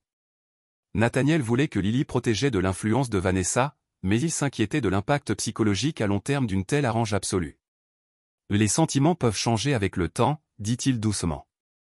En ce moment, vous êtes naturellement en colère et blessé, mais un jour vous pourriez vous sentir différemment. Non, Lily secoua de manière décisive la tête. Elle m'a menti. Pendant des mois, elle allait m'éloigner de toi et de tout ce que je sais. Elle l'a choisi sur nous. Sa voix s'est endurcie d'une conviction qui faisait écho à la nature impitoyable de Nathaniel. Je ne lui pardonnerai jamais. Jamais. Nathaniel a reconnu sa propre impitoyabilité, reflétée dans la déclaration de sa fille, un trait qu'il avait cultivé en lui-même mais espérait adoucir en elle. Pourtant, il ne pouvait pas nier la valeur pragmatique d'une telle résolution dans un monde qui récompense souvent le brutal de la pardonne. C'est votre choix à faire, a-t-il dit. Enfin, sachez que je vais vous soutenir tout ce que vous décidez maintenant ou à l'avenir. Le reste de la journée passa tranquillement, un calme trompeur avant la tempête que Nathaniel connaissait était le brassage. Le soir, Preston a rapporté que Curtis Donovan avait effectué 3 visites à la prison du comté, vraisemblablement pour voir Theodore Reeves, et avait par la suite rencontré 2 hommes non identifiés dans un bar connu pour des liens avec des éléments criminels locaux. Oui, le même Crawford que vous pensiez avoir neutralisé. Il s'avère qu'il achète discrètement des actions depuis des mois via des façades que j'ai aidé à établir. Les pièces se sont mises en place. Lena n'avait pas prévu d'assaut direct. Elle avait orchestré une attaque coordonnée sur plusieurs fronts, obligeant Bryce à diviser son attention et ses ressources. Tu me sous-estimes toujours, Lena. La voix de Bryce reste ferme. Crawford n'achète rien. Il a travaillé pour moi tout ce temps, te donnant exactement ce que je voulais que tu entendes. Vos canaux secrets ont été compromis. Dès le début il y eut un moment de silence sur la ligne. Vous mentez. Vérifiez vos sources, appelez vos alliés, voyez qui répond. Bryce s'autorisa un petit sourire. Vous avez joué à un jeu truqué depuis le début et maintenant c'est échec et mat. Un clic signala la fin de l'appel. Vincent leva les yeux de sa tablette. Nous avons notre emplacement, hôtel du centre-ville, 9e étage. L'équipe emménage maintenant, mais Bryce secoua la tête, elle est déjà partie. Cet appel était préenregistré, conçu pour nous garder concentrés sur la mauvaise cible. Il composa un nouveau numéro, Maxwell initia le protocole Oméga. Immédiatement, le Full Spectrum Protocol Oméga était la dernière éventualité de Bryce, un verrouillage complet de tous ses actifs, propriétés et systèmes numériques, associés à la divulgation d'informations accablantes sur l'ENA aux forces de l'ordre du monde entier. C'était l'équivalent corporatif d'une politique de la terre brûlée, conçue pour éliminer toute voie d'attaque possible tout en faisant de l'ENA une cible prioritaire pour les autorités internationales. À la tombée de la nuit, les rapports confirmèrent ce que Bryce avait déjà pressenti, l'ENA avait de nouveau disparu, mais pas avant d'avoir tenté d'accéder à des comptes et à des propriétés qui avaient été sécurisées quelques heures plus tôt. Sa demande de garde à vue avait été rejetée par un juge familier avec l'historique de l'affaire, et la réunion d'urgence du conseil d'administration n'avait jamais été qu'une fiction destinée à le distraire. Mais elle reviendra, prévint Vincent alors qu'il passait en revue les événements de la journée. Mais elle est trop investie dans la vengeance pour s'en aller maintenant. Je compte dessus, a répondu Bryce, mais la prochaine fois, ce ne sera pas selon ses conditions et ce sera la dernière fois. Alors qu'il retournait à la maison du lac, Bryce trouva Mia et Abigail en train de jouer à des jeux de société dans la grande salle, inconsciente des tensions et des embûches de la journée. En regardant sa fille rire, convaincu que son monde était sûr et stable, Bryce a renouvelé son vœu silencieux de la protéger à tout prix. Lena avait fait un geste et avait échoué. C'était maintenant à son tour de mener à bien ce jeu mortel une fois pour toutes. Chapitre 8, le pari final. Au cours du mois suivant, un calme inquiet s'est installé sur le monde de Bryce. Lena avait complètement disparu, ne laissant aucune trace numérique ni transaction financière pouvant être retracée. La demande de garde avait été définitivement rejetée, la mort de Kesley constituait un suicide malgré des questions persistantes, et les Lancaster se retirèrent encore plus dans l'obscurité après qu'Harold eut subi un accident vasculaire cérébral débilitant. Pour le monde extérieur, il semblait que la tempête était passée. Bryce a progressivement assoupli certaines des mesures de sécurité extraordinaires, permettant à Mia de retourner à l'école et de reprendre un semblant de vie normale. Mais en privé, il en savait plus. Le silence de Lena n'était pas un abandon, c'était une préparation. Mais elle prépare quelque chose de plus grand, a-t-il déclaré à Vincent lors d'un de leurs briefings de sécurité réguliers. Et quelque chose qui va nous frapper là où nous nous y attendons le moins. Chaque vulnérabilité a été corrigée, lui a assuré Vincent. Le personnel, les systèmes numériques, les emplacements physiques, tous sécurisés et surveillés.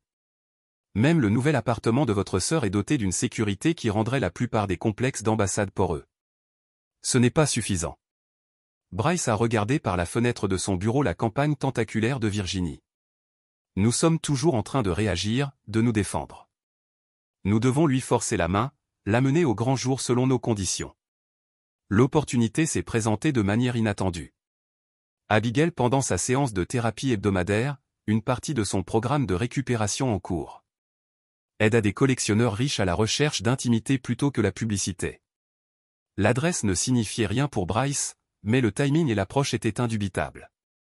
Lena prenait contact, établissant un canal de communication en dehors de leur périmètre de surveillance normal. C'est un piège, a soutenu Vincent lorsque Bryce lui a expliqué son projet de visiter la galerie. Elle essaie de vous attirer, de vous amener dans un endroit prévisible. Bien sûr, c'est un piège, reconnut Bryce. Mais c'est aussi une opportunité. Elle s'impatiente, fait des erreurs. Cette galerie s'approche directement d'Abigail. Elle prend des risques qu'elle n'aurait pas envisagés il y a un mois. Malgré les fortes objections de Vincent, Bryce a décidé de lancer le piège, mais avec des modifications substantielles par rapport à ce à quoi Lena pouvait s'attendre. Il visiterait la galerie, mais pas au jour ni à l'heure qui lui paraissaient les plus logiques. Il apporterait la sécurité, mais pas dans les formations évidentes qui seraient attendues. Et, plus important encore, il porterait des lentilles de contact spécialisées développées par la division R&D de son entreprise, des lentilles qui contiennent des caméras microscopiques capables d'enregistrer tout ce qu'il voit. 2 jours plus tard, Bryce entra dans la galerie peu après son ouverture, alors que la circulation piétonnière était minime. L'espace était élégant mais intime, affichant une sélection soigneusement sélectionnée d'œuvres contemporaines avec des étiquettes de prix qui garantissaient une clientèle exclusive. Une femme élancée au carré précis et aux lunettes de marque s'approcha de lui. « Monsieur Donovan, je présume que je m'appelle Élise Renard. Je comprends que vous recevez mon invitation. Passez directement. » Répondit Bryce en l'étudiant. Ce n'était pas Lena, mais il y avait quelque chose de familier dans ses manières. Une connaissance commune l'a transmis, oui, ta sœur, une femme charmante. Élise désigna une porte au fond de la galerie. Nous avons une collection privée qui, je pense, vous intéressera de cette façon, s'il vous plaît. La salle de projection privée était doucement éclairée, avec un seul tableau exposé sur le mur du fond. À mesure que Bryce s'en approchait, il reconnut immédiatement le style. Une technique abstraite distinctive privilégiée par une artiste que Lena avait défendue dans sa galerie il y a des années. Nouvelle œuvre d'Anton Marova, Élise a confirmé qu'elle est très précieuse, car son récent décès n'a fait que renforcer sa position sur le marché. Bryce a étudié le tableau, notant les coups de pinceau agressifs et la palette de couleurs violentes. La carte de titre disait simplement « Trahison ».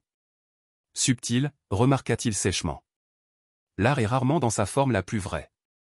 La voix venait de derrière lui, une voix qu'il connaissait intimement, même s'il ne l'avait pas entendue depuis des mois. Bryce se tourna lentement vers Lena, qui était entrée silencieusement par une porte dissimulée. Elle avait l'air différente, plus dure, plus mince, son apparence autrefois élégante étant désormais acérée et prédatrice. Ses cheveux étaient coupés courts, teints dans une teinte plus foncée que sa couleur naturelle et elle se comportait avec une nouvelle intensité. « Bonjour Lena, vous vous êtes donné beaucoup de mal pour cette réunion. Cela vaut chaque centime pour vous voir en personne. » Elle entra dans la pièce en gardant une distance calculée entre eux. « Tu as l'air bien. Le succès continue de vous convenir. Que veux-tu » Bryce gardait un ton sérieux, même si ses sens étaient en alerte. La pièce n'avait que 2 sorties visibles et il était certain qu'elles étaient toutes 2 surveillées. Un mot si simple pour des désirs si complexes. Lena fit le tour du périmètre de la pièce, sans jamais lui tourner le dos. La vengeance est un trop petit mot pour ce que j'ai prévu. Bryce, tu ne m'as pas seulement pris la vie, tu l'as effacée, ma famille, ma réputation, ma fille. Tu m'as laissé sans rien. Vous vous êtes fait ça quand vous avez conspiré avec Kesley pour tout me prendre. Lena rit. Un rire cassant, dénué d'humour. C'est ce que tu te dis que je mérite ? Ce qui s'est passé ? Parce que j'ai fait le premier pas. Comme c'est pratique pour votre conscience. Je ne perds pas le sommeil à force de protéger ce qui m'appartient. Bryce l'observait attentivement, conscient que cette conversation n'était qu'un prélude. Pourquoi suis-je ici, Lena ? Vous n'avez pas organisé tout cela juste pour vous souvenir. Non, elle arrêta de marcher, le fixant d'un regard brûlant de haine concentrée. J'ai arrangé ça pour vous donner le choix. De la poche de sa veste, elle sortit une petite télécommande à un seul bouton. Cette galerie a été spécialement préparée pour notre rencontre. Le système de gicleur a été modifié pour disperser un composé particulièrement désagréable, provoquant une paralysie temporaire mais complète. Quelques secondes après l'exposition. Les portes sont verrouillées électroniquement. Votre équipe de sécurité à l'extérieur ne peut pas entrer sans un code que je possède uniquement. Bryce a maintenu son extérieur calme, même si son esprit a parcouru des scénarios potentiels et des voies de sortie. Configuration impressionnante. Quel est le choix que vous proposez ? Simple, vous me confiez la garde de Mia, une garde légale et physique complète avec des visites surveillées pour vous. Vous transférez la participation majoritaire dans Donovan Security System à une société holding que je désigne et vous publiez une déclaration publique assumant la responsabilité de fabriquer des preuves contre David Kesley, conduisant à ses poursuites injustifiées et à son suicide. Et si je refuse, j'appuie sur ce bouton. Vous passez les 6 à 8 heures suivantes complètement paralysé et je mets en œuvre mon plan alternatif, qui implique certains individus déjà positionnés à proximité de votre sœur et de votre fille. Le sourire de Lena était terrible dans sa certitude. J'ai appris de toi, Bryce. J'ai appris que le véritable pouvoir vient du fait d'être prêt à faire ce que son adversaire pense qu'il ne fera pas. Bryce réfléchit à ses options. Les lentilles de contact enregistraient tout, prouvant les menaces de Lena et les modifications illégales apportées au bâtiment. Vincent savait exactement où il se trouvait et ferait irruption dans la galerie à ce moment-là. La communication a été perdue. Mais Abigail et Mia ? Si Lena avait vraiment des gens positionnés près d'elle ? Vous bluffez, dit-il. Finalement, tu es devenue bonne à ce jeu, Lena, mais pas si bonne que ça. J'ai eu Mia et Abigail sous surveillance constante depuis votre petit message via le café. Il n'y a personne près d'eux, à ma connaissance. Une lueur d'incertitude traversa le visage de Lena, rapidement réprimée. Vous pensez que je serais arrivé jusqu'ici juste pour bluffer. Je pense que tu es désespéré. Je pense que vous avez passé des mois à planifier cette confrontation, à la construire dans votre esprit comme votre moment de triomphe. Bryce fit délibérément un pas vers elle. Mais vous avez commis une erreur critique. Restez en retrait, prévint-elle, le doigt survolant le bouton. Votre erreur a été de penser que j'entrerais ici sans mon propre plan d'urgence. Bryce leva la main, révélant un petit appareil électronique, l'interrupteur homme mort. 6 mai. Signe vitaux change radicalement, par exemple suite à une exposition à un agent paralysant, cela déclenche une réponse immédiate. Tout ce que j'ai sur toi, Kesley, tes parents, chaque complot criminel, chaque fonds obtenu illégalement, chaque once de preuve est envoyé aux autorités fédérales, aux médias et à des membres sélectionnés de notre ancien cercle social. Simultanément, les yeux de Lena se plissèrent, tu mens. Peut-être êtes-vous prêt à parier l'avenir que vous imaginez sur cette hypothèse, vous avez fait un pas de plus en avant. Voici ma contre-offre, vous quittez définitivement le pays. Je créerai un fonds en fiducie qui vous fournira une allocation de subsistance confortable, à condition que vous mainteniez une distance d'au moins 5000 milles entre vous et tout membre de ma famille. En échange, vous avez signé des accords complets de non-divulgation et de non-conformité. Je ne porte pas plainte pour votre rôle dans les crimes financiers de Kesley, l'attaque contre Abigail ou cette tentative d'extorsion actuelle. Pourquoi devrais-je accepter cela alors que j'ai l'avantage ici? Parce que je ne bluffe pas à propos de l'interrupteur d'homme mort, parce que Vincent et une équipe tactique encerclent déjà ce bâtiment et parce qu'au fond, vous savez que cela ne se termine que dans un sens si vous appuyez sur ce bouton, et ce n'est pas avec vous que vous gagnerez. Pendant un long moment, ils se regardèrent à travers la pièce, prédateurs, évaluant, calculant, cherchant leurs faiblesses. Puis Lena rit à nouveau, cette fois avec une pointe d'amusement sincère, toujours 3 longueurs d'avance, n'est-ce pas, Bryce, même quand je pense que je t'ai déjoué. Ce n'est pas personnel, Lena, c'est juste qui je suis. Malgré ces paroles, ils savaient tous les deux que c'était profondément personnel, et cela depuis le moment où elle l'avait trahi. Elle abaissa lentement la télécommande. Comment puis-je être sûr que vous honorerez cet arrangement, qu'une fois que je serai hors du pays, vous ne couperez pas simplement les fonds et ne me laisserez plus rien? Parce que, contrairement à toi, je tiens parole quand elle est donnée. La voix de Bryce s'est durcie et parce que si jamais tu t'approches à nouveau de ma famille. Il n'y aura pas de négociation. Pas de jeux intelligents, pas de seconde chance, juste des conséquences. La tension dans la pièce était palpable alors que Lena réfléchissait à ses options. Finalement, elle plaça la télécommande sur une table voisine et s'en éloigna. Vous ferez rédiger les papiers. Ils le sont déjà. Maxwell vous contactera demain avec les détails. Bryce a maintenu sa position, peu disposé à lui tourner le dos jusqu'à ce que la menace immédiate soit neutralisée. La galerie et Élise légitime.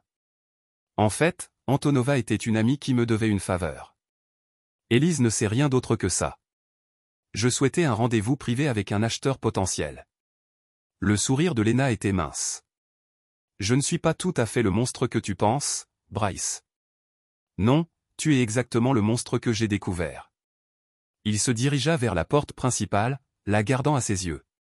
Ça se termine ici, Lena, d'une manière ou d'une autre. Alors qu'il atteignait la porte, elle l'appela. Vous savez quelle est la vraie tragédie dans une autre vie, avec des choix différents. Nous aurions pu être formidables ensemble plutôt que les uns contre les autres. Bryce arrêta sa main sur la poignée de la porte. Il n'y aurait jamais d'autre vie, Lena. Nous sommes qui nous sommes. Je suis juste meilleur que toi dans ce domaine. Dehors, Vincent attendait avec une équipe tactique positionnée discrètement sur le périmètre. Tout va bien pour l'instant. Bryce a retiré les lentilles de contact et les a tendues à Vincent. Envoyez immédiatement ces images à Maxwell et vérifiez l'état de sécurité d'Abigail et Mia. Déjà confirmé, toutes deux sécurisées, aucune activité inhabituelle. Bryce hocha la tête, soulagé, mais pas surpris. Préparez le jet pour demain. Je veux que les papiers de garde et les arrangements financiers soient terminés avant la nuit. Vous pensez qu'elle honorera l'accord? Je pense qu'elle sait ce qui se passera si elle ne le fait pas. Bryce a regardé la galerie où Lena regardait depuis la fenêtre et je pense qu'elle me croit finalement. Le lendemain, Lena a signé les documents juridiques complets que Maxwell avait préparés, renonçant formellement à toute réclamation sur Mia Donovan, les systèmes de sécurité ou tout autre aspect de la vie de Bryce. Quelques heures plus tard, elle prenait un vol commercial à destination de Sydney, première étape de ce qui allait devenir un exil permanent. 3 jours plus tard, alors que Bryce examinait les derniers rapports de sécurité confirmant l'arrivée de Lena en Australie, Abigail le rejoignit dans son bureau. « L'est-ce vraiment fini ?» demanda-t-elle en s'installant sur la chaise en face de son bureau. « Avec Lena ?» « Oui. » Bryce a définitivement clôturé le dossier, elle est vaincue et elle le sait. Sa fierté ne lui permettra pas de faire une autre tentative qui pourrait échouer. Et les Lancaster? Harold a eu un autre accident vasculaire cérébral hier. On ne s'attend pas à ce qu'ils s'en remettent. Patricia vend leur propriété restante et déménage dans une résidence-service en Floride. Le ton de Bryce ne contenait aucune satisfaction, juste un détachement factuel. Ils ne sont plus d'actualité. Abigail étudia son frère, remarquant les rides d'épuisement gravées autour de ses yeux. Et toi, Bryce? Est-ce une victoire? Avez-vous l'impression que vous le pensiez? Bryce réfléchit sérieusement à la question. Il ne s'agit pas de victoire. Cela n'a jamais été le cas. Il s'agissait de protéger Mia, toi, ce que j'ai construit. Il regarda par la fenêtre où on pouvait voir Mia jouer dans le jardin avec sa nounou. Ils ont menacé tout ce qui compte pour moi. J'ai répondu en conséquence, la cruauté que papa nous a apprise. Avez-vous déjà eu peur que cela ait un coût, que cela nous change chaque jour? L'aveu de Bryce les surprit tous les deux par son honnêteté. Mais je préfère payer ce prix plutôt que de voir Mia payer le prix de ma faiblesse. Abigail hocha la tête, comprenant. Ils avaient tous deux été façonnés par les dures leçons de leur père sur le pouvoir et la vulnérabilité, sur la nécessité d'agir de manière décisive en cas de menace. Elle s'était rebellée contre ces leçons en s'autodétruisant. Bryce les avait intériorisées, devenant ainsi l'expression ultime de la philosophie de leur père. Que diriez-vous à Mia lorsqu'elle sera plus grande et qu'elle posera des questions sur sa mère? La vérité adaptée à son âge, que Lena a fait des choix qui ont rendu impossible pour nous d'être une famille, que parfois les gens que nous aimons ne sont pas ce qu'ils semblent être. L'expression de Bryce s'adoucit alors qu'il regardait sa fille et que, quoi qu'il arrive, elle est aimée et protégée. À la tombée de la nuit, Bryce était assis seul sur la terrasse, sirotant un verre de bourbon et réfléchissant aux événements de l'année écoulée. La conspiration contre lui avait été neutralisée, les conspirateurs dispersés ou détruits, Mia était en sécurité, sa compagnie en sécurité, ses ennemis vaincus. Pourtant, il n'y avait aucun sentiment de triomphe, aucune exaltation dans le résultat, seulement la tranquille certitude qu'il avait fait ce qui était nécessaire, ce que sa nature exigeait. Le monde restait tel que son père l'avait décrit, divisé entre prédateurs et proies, et Bryce s'était assuré que lui et ceux qu'il aimait ne seraient jamais ces derniers. Demain apporterait de nouveaux défis, de nouvelles menaces potentielles contre lesquelles il fallait se prémunir. Mais ce soir, dans ce moment difficile de One Piece, Bryce Donovan s'est permis d'être simplement un père veillant sur son enfant endormi, la forme de protection la plus fondamentale et la plus primitive qui soit. La chasse était terminée, le prédateur en avait une, et le prix payé, en confiance, en miséricorde et en capacité de pardon, était un prix qu'il paierait volontiers à nouveau pour me garder aussi en sécurité dans un monde qui s'était révélé aussi dangereux et impitoyable que son père l'avait toujours prévenu. Chapitre 9, Sang et cendres. 3 années se sont écoulées, les saisons passant par le renouveau et le déclin tandis que Bryce reconstruisait son monde avec une précision méthodique. Donovan Security System s'est développé à l'échelle mondiale, obtenant des contrats avec des gouvernements et des entreprises sur 6 continents. Mia, aujourd'hui âgée de 9 ans, s'épanouit à l'école et dans les activités parascolaires, faisant preuve de la même intelligence et de la même détermination qui caractérisait son père. Lena est restée en Australie, menant une vie modeste mais confortable grâce au salaire de la confiance que Bryce avait établi. Des rapports de surveillance occasionnels ont confirmé qu'elle n'avait fait aucune tentative pour contacter Mia ou s'immiscer dans les affaires de Bryce, apparemment résigné à son exil et à sa situation diminuée. Harold Lancaster était décédé 18 mois après son deuxième accident vasculaire cérébral avec Patricia 6 mois plus tard, sa santé s'étant rapidement détériorée après le décès de son mari. Leurs actifs restants avaient été liquidés pour couvrir les dettes impayées, ne laissant rien aux héritiers potentiels. Les cicatrices de la trahison s'étaient estompées mais n'avaient pas entièrement disparu. Bryce restait vigilant, sans jamais faire pleinement confiance, évaluant toujours les menaces potentielles avec une froide précision. Mais il avait trouvé un nouvel équilibre, une vie centrée autour du bien-être de Mia et de la croissance continue de son entreprise. Par une fraîche matinée d'automne, Bryce était assis dans son bureau à domicile et examinait les propositions d'acquisition lorsque sa ligne sécurisée a appelé le numéro direct de Vincent. Nous avons une situation. Vincent dit sans préambule, il y a eu une brèche dans la propriété Montana, le pavillon de chasse. Bryce n'avait pas visité la propriété de la famille Lancaster depuis le week-end fatidique où Mia avait révélé l'enterrement de Lena à minuit. Après l'effondrement financier du Lancaster, Bryce avait discrètement acquis la propriété par l'intermédiaire d'une société écran, en y maintenant une sécurité minimale, car elle n'avait aucune valeur stratégique au-delà de souvenirs désagréables. Quel genre de violation? Une entreprise de sécurité locale a détecté une entrée non autorisée hier soir. 2 individus, peut-être 3. Ils ont passé environ 40 minutes sur la propriété en concentrant leur activité autour d'un espace précis, le chêne avec la balançoire. Il dit immédiatement Bryce. Les pièces s'enclenchent, correct, comment le saviez-vous? Parce que c'est là que tout a commencé. Qu'ont-ils pris? Inconnu. Au moment où la sécurité est intervenue, ils étaient partis. Les images de la caméra montrent un véhicule mais aucune image claire des individus. J'ai envoyé une équipe pour enquêter sur état. Pendant 3 heures, l'esprit de Bryce a parcouru toutes les possibilités, vérifier immédiatement où se trouve Lena. 20 minutes plus tard, Vincent rappelle. Elle est partie. N'a pas été vue dans son appartement de Sydney depuis plus d'une semaine. Aucune activité de carte de crédit, aucun ping de téléphone portable. Elle revient, dit Bryce, la certitude se durcissant dans son ventre. Ce qui a été enterré là-bas, elle en a besoin. Ce n'est pas une simple preuve fabriquée contre moi.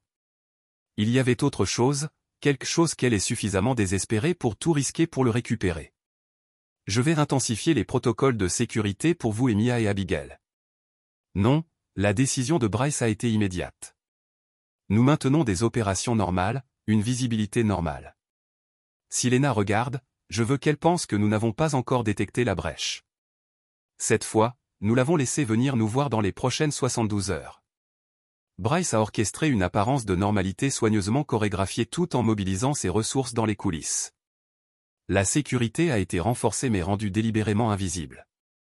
Les systèmes de surveillance ont été amplifiés mais déguisés. Chaque approche de son bureau à domicile et de l'école de Mia était surveillée par plusieurs systèmes redondants. Le 4e jour, Vincent a rapporté que l'équipe d'enquête de la propriété Montana avait trouvé des preuves d'excavation autour du chêne, un trou d'environ 3 pieds de profondeur, maintenant vide. Ce qui était là, ils l'ont maintenant, a conclu Vincent. Et maintenant, ils vont agir, répondit Bryce. Augmenter la surveillance de tous les centres de transport dans un rayon de 500 000 autour de notre emplacement. Focus sur les aérodromes privés, les services d'affrètement, la location de voitures haut de gamme. Lena ne risquera plus un voyage commercial maintenant qu'elle a violé l'accord. Ce soir-là, alors que Bryce aidait Mia à faire ses devoirs, son téléphone personnel sonna avec un message provenant d'un numéro inconnu, une photographie de la boîte métallique verrouillée qu'il avait élevée il y a 3 ans, maintenant ouverte pour révéler son contenu. Pas les preuves fabriquées qu'il avait trouvées auparavant, mais quelque chose de complètement autre, des documents, des photographies, ce qui semblait être un petit appareil d'enregistrement. Un deuxième texte a suivi. Pensiez-vous vraiment que c'était une question d'argent ou d'entreprise? Il s'agissait toujours de justice. Vérifiez votre courrier électronique.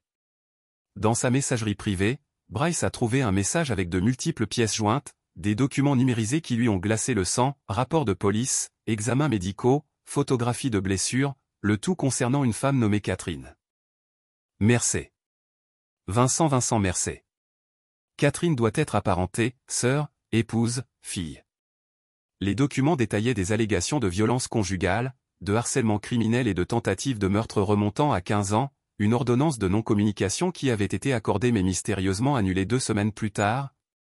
Des dossiers d'hôpital documentant de multiples blessures correspondant à de graves agressions physiques et, le plus accablant de tous, des courriels entre Vincent et Bryce discutant de la façon de gérer la situation de Catherine et de s'assurer qu'elle ne devienne jamais publique, des courriels que Bryce n'avait jamais écrits ni envoyés mais qui avaient été savamment fabriqués pour paraître authentiques. Une dernière pièce jointe était un fichier vidéo. Avec une peur grandissante, Bryce l'ouvrit pour voir Lena assise dans ce qui semblait être une chambre d'hôtel, regardant directement la caméra. « Vous avez maintenant vu les preuves. » commença-t-elle d'une voix ferme. Vincent Mercé n'est pas le lieutenant loyal qu'on croit. C'est un monstre qui a failli tuer sa femme il y a 15 ans, puis a utilisé ses relations militaires pour enterrer les preuves et l'intimider pour la faire taire. Quand Catherine a finalement trouvé le courage de m'approcher l'année dernière pour demander de l'aide pour le dénoncer, j'ai su que j'avais trouvé la clé pour te comprendre, Bryce. Lena se pencha plus près de la caméra. Vous n'avez pas construit votre empire seul. Vincent est là depuis le début, gérant vos problèmes, éliminant les obstacles, faisant le sale boulot pendant que vous gardiez les mains propres. Vous ne vous êtes jamais interrogé sur ces méthodes? Ne vous êtes-vous jamais demandé pourquoi les opposants à vous disparaissaient parfois tout simplement du terrain de jeu? Elle a brandi une clé USB. Tout est ici, les rapports de police originaux, le témoignage de Catherine, les preuves des autres victimes de Vincent et les preuves de votre connaissance et complicité, que j'ai déjà dupliquées et placées dans des endroits sécurisés avec instruction de libération s'il m'arrive quelque chose. L'esprit de Bryce s'empressait d'évaluer ces nouvelles informations par rapport à ses années d'expérience avec Vincent. Il y a eu des situations qui se sont révélées étonnamment en sa faveur, des concurrents qui ont reculé de manière inattendue, des lanceurs d'alerte potentiels qui se sont soudainement rétractés. Il n'avait jamais remis en question les méthodes de Vincent, se concentrant uniquement sur les résultats. Je ne suis plus intéressé par la réconciliation, la garde ou votre entreprise. Lena a continué à l'écran. Je veux justice pour Catherine et les autres. Vincent Mercier a sa place en prison et vous devez comprendre que votre empire est construit sur le sang. Vous avez 48 heures pour remettre Vincent aux autorités avec des aveux complets, sinon tout sera rendu public aux forces de l'ordre, aux médias, à vos clients du gouvernement. Mia grandira en sachant exactement qui est son père et ce qu'il a permis en son nom. La vidéo s'est terminée, laissant Bryce dans un silence stupéfait. Pour la première fois depuis des années, il sentit le sol bouger sous lui, les certitudes s'effondraient. Sa ligne sécurisée composa le numéro direct de Vincent. Nous avons reçu une réponse sur le réseau de surveillance, rapporta Vincent, inconscient des nouvelles connaissances de Bryce. Un charter privé est arrivé à l'aérodrome de Millwood il y a 2 heures. La reconnaissance faciale a récupéré Lena et 2 individus non identifiés dans un hôtel à 20 mètres d'ici. Avons-nous des yeux sur l'hôtel? Bryce garda une voix neutre. Des années d'expérience en négociation lui permettant de masquer le tumulte de ses pensées. Équipe en position, surveillant tous les ordres de sortie. C'était le moment de la décision. Si ce que Lena prétendait était vrai, Vincent Mercier n'était pas seulement un employé mais un criminel violent qui agissait comme l'homme de main de Bryce. Franchissant les lignes que Bryce avait délibérément évité d'explorer. Si c'était faux, c'était la tentative la plus sophistiquée de Lena à ce jour pour creuser un fossé entre Bryce et son allié le plus fiable. Poste entier, aucun engagement. Je dois d'abord examiner certaines informations. Bryce a mis fin à l'appel avant que Vincent puisse remettre en question l'instruction inhabituelle.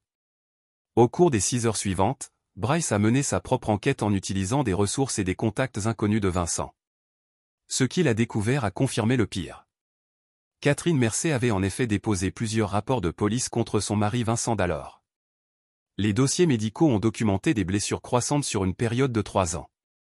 Et, plus accablant, Catherine avait entièrement disparu des archives publiques peu de temps après que l'ordonnance de restriction ait été mystérieusement annulée, aucun historique de crédit, aucun relevé d'emploi, aucune présence sur les réseaux sociaux, comme si elle avait cessé d'exister à l'aube. Bryce avait pris sa décision. Il a contacté Maxwell Brighton pour lui demander de préparer des documents détaillant tout ce qu'il avait découvert sur Vincent, avec des copies à envoyer à des contacts spécifiques des forces de l'ordre. En l'occurrence, certaines conditions ont été déclenchées. Puis il appelle Vincent, je dois me retrouver seul au boathouse du domaine, dans 1 heure. Quelque chose ne va pas, patron. La voix de Vincent contenait une note d'inquiétude, ou peut-être de lassitude. Juste un développement dont nous devons discuter en privé. 1 heure. Bryce a mis fin à l'appel, l'esprit clair et concentré, malgré le manque de sommeil. Le hangar à bateau situé à la limite du domaine de Bryce offrait l'intimité, sécurité et avantages stratégiques que Bryce avait soigneusement étudiés en attendant. Il a passé en revue tout ce qu'il savait sur Vincent Mercier, ancien expert du renseignement militaire en résolution de problèmes, farouchement fidèle à Bryce pour des raisons qui n'avaient jamais été pleinement expliquées. Un homme qui opérait dans l'ombre par conception, qui n'entretenait aucune présence sur les réseaux sociaux, qui vivait dans un complexe ressemblant à une forteresse lorsqu'il ne travaillait pas directement avec Bryce. Un homme qui pourrait très bien être un sociopathe se cachant derrière un masque de compétences professionnelles. Vincent est arrivé précisément à l'heure, seul, comme indiqué. Il entra prudemment dans le hangar à bateau, ses yeux scrutant les environs avant de se concentrer sur Bryce. « Mais quelle est la situation ?» a-t-il demandé en gardant une distance prudente. Catherine Mercier, Bryce observait attentivement le visage de Vincent pendant qu'il prononçait son nom. Cela s'est produit en une microseconde, un resserrement autour des yeux, une légère tension des épaules, rapidement réprimée, mais indubitable pour quelqu'un entraîné à remarquer des micro-expressions. Comme Bryce était où, la voix de Vincent restait égale, son visage revenant à la neutralité professionnelle. Votre femme, celle que vous avez failli battre à mort il y a 15 ans, celle qui a disparu après avoir déposé une ordonnance de ne pas faire contre vous. Bryce resta assis, les mains visibles sur les accoudoirs de son fauteuil, celui que Lena trouva. L'expression de Vincent changea, le calcul remplaçant la confusion. Lena vous a contacté. Elle a envoyé des preuves, de nombreuses preuves, sur Catherine, sur d'autres problèmes que vous avez traités pour moi au fil des années, des problèmes qui ont été résolus de manière plus permanente que je ne l'avais autorisé, et vous la croyez. Il y avait un côté dangereux dans la voix de Vincent. Maintenant, après tout ce qu'elle a fait, je crois d'après les dossiers de l'hôpital, la police rapporte que Catherine Mercé a complètement disparu il y a 15 ans. Bryce a maintenu un contact visuel. Ce que je veux savoir, c'est, pensais-tu que je ne le saurais jamais ou est-ce que tu t'en fichais parce que tu pensais que je te protégerais de toute façon? La posture de Vincent changea subtilement, son poids se déplaçant vers la pointe de ses pieds. Tu as toujours su qui je suis, Bryce, pourquoi je suis capable. Vous préférez simplement ne pas poser certaines questions. Il y a une différence entre être impitoyable en affaires et être un meurtrier. Y en a-t-il? Où est exactement cette ligne pour toi? Le sourire de Vincent était froid quand Harold Lancaster a eu son premier accident vasculaire cérébral après que vous ayez détruit son entreprise. C'était une affaire ou un meurtre? Quand Kesley s'est pendu dans sa cellule après que vous vous soyez assuré qu'il n'avait ni avenir, ni affaire, ni meurtre? Vous avez toujours voulu obtenir des résultats, sans assumer la responsabilité morale de la manière dont ils sont obtenus. L'accusation se rapproche inconfortablement de la vérité. Bryce avait délibérément maintenu une distance par rapport aux méthodes de Vincent, se concentrant uniquement sur les résultats. Catherine est vivante, a déclaré Vincent. Déménagement inattendu, nouvelle identité, règlement financier substantiel, combien de choses, Bryce? Mais pas ce que suggère Lena. Prouvez-le. Je peux organiser un appel vidéo. Cela prendra du temps, 24 heures minimum. Elle vit désormais à l'étranger. Bryce étudia Vincent. Essayez de déterminer si c'était la vérité ou si c'était une tentative désespérée de gagner du temps. Et les autres problèmes que vous avez réglés, ceux qui dépassaient ce que j'avais autorisé. Parfois, les situations nécessitent des solutions plus permanentes que ce que vous êtes à l'aise de reconnaître. Je vous ai protégé et, par extension, Emilia, des menaces que vous ne saviez même jamais existantes. L'expression de Vincent s'est endurcie. Quel est exactement votre plan ici, Bryce? Tournez-moi aux autorités en fonction des preuves de la femme qui a tenté de vous détruire, des preuves de 15 ans et largement circonstancielles. C'était la question centrale. Si Vincent disait la vérité sur le fait que Catherine était en vie, l'effet de levier de Lena était considérablement affaibli. Mais s'il mentait, voici ce qui va se passer. Bryce a déclaré, enfin, vous allez être placé en congé administratif en vigueur immédiatement. Tous vos codes d'accès, les autorisations de sécurité et les autorités opérationnelles seront suspendues en attendant une enquête complète. Si ce que vous dites à propos de Catherine est vrai, nous déterminerons les prochaines étapes alors. Le rire de Vincent n'a eu aucun humour. Cela ne fonctionnera pas pour moi, Bryce. La température dans la pièce semblait tomber alors que le comportement de Vincent se déplaçait complètement, le masque professionnel s'effondre pour révéler quelque chose de plus froid et plus prédateur. Vous pensez que c'est une négociation que vous pouvez simplement me retirer de l'équation après tout ce que j'ai fait pour vous? Vincent s'est rapproché, sa main droite dérivant vers sa veste, non? La voix de Bryce était en acier. Les équipes de sécurité surveillent cette conversation. Une mauvaise décision et ils se débarrassent. Non, ils ne le font pas. Le sourire de Vincent était terrible dans sa certitude, car je contrôle ces équipes. Je les ai toujours contrôlées. Ils sont loyaux envers moi. Tout d'abord, vous deux. Pourquoi pensez-vous avoir insisté pour embaucher et former toute votre sécurité personnelle? Ce n'était pas seulement une question de compétence. Les implications complètes se sont écrasées sur Bryce comme de l'eau glacée. Il avait permis à Vincent de construire un appareil de sécurité autour de lui qui pourrait très bien être compromis au plus haut niveau. Vous n'êtes pas aussi intouchable que vous le pensez, Bryce. La voix de Vincent était presque douce. Personne n'est pas toi, pas Mia, pas Abigail. Il n'y a pas de système de sécurité parfait. Il y a toujours des vulnérabilités. Si vous savez où chercher, la menace pour Emilia a galvanisé Bryce, rage qui brûle par choc. Si jamais vous vous approchez de ma fille, vous appellerez les autorités. J'ai passé des années à cultiver des relations avec vous. Des équipes de sécurité qui me répondent. Facez-le, Bryce.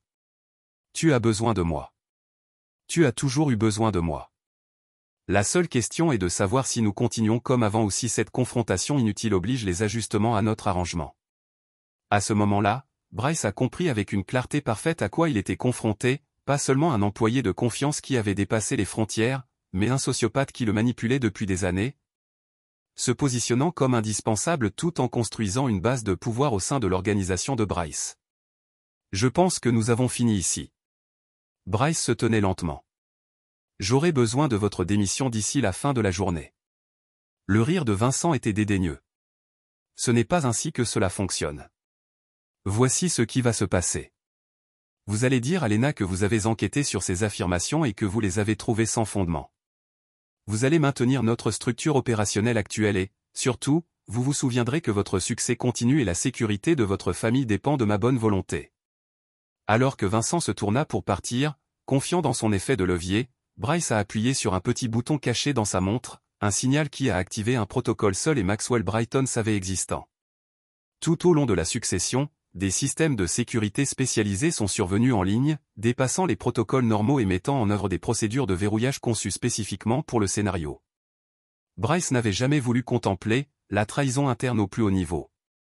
Vincent se figea au son de plusieurs portes se verrouillant simultanément dans la maison du bateau.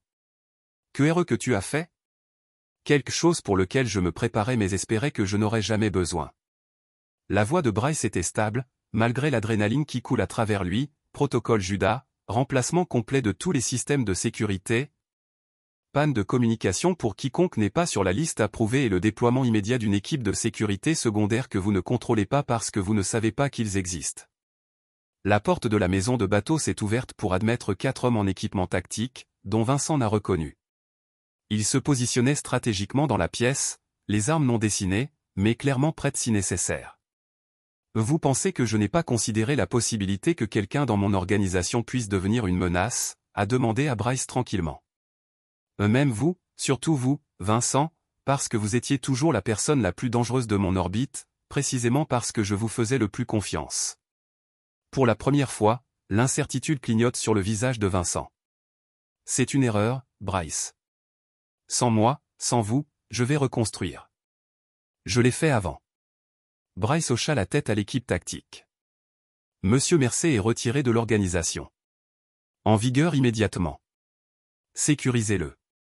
L'équipe a déménagé avec une efficacité pratiquée, retenant Vincent malgré sa résistance, le visage de l'homme se déforme par un mélange de rage et d'incrédulité. Ce n'est pas fini, Bryce.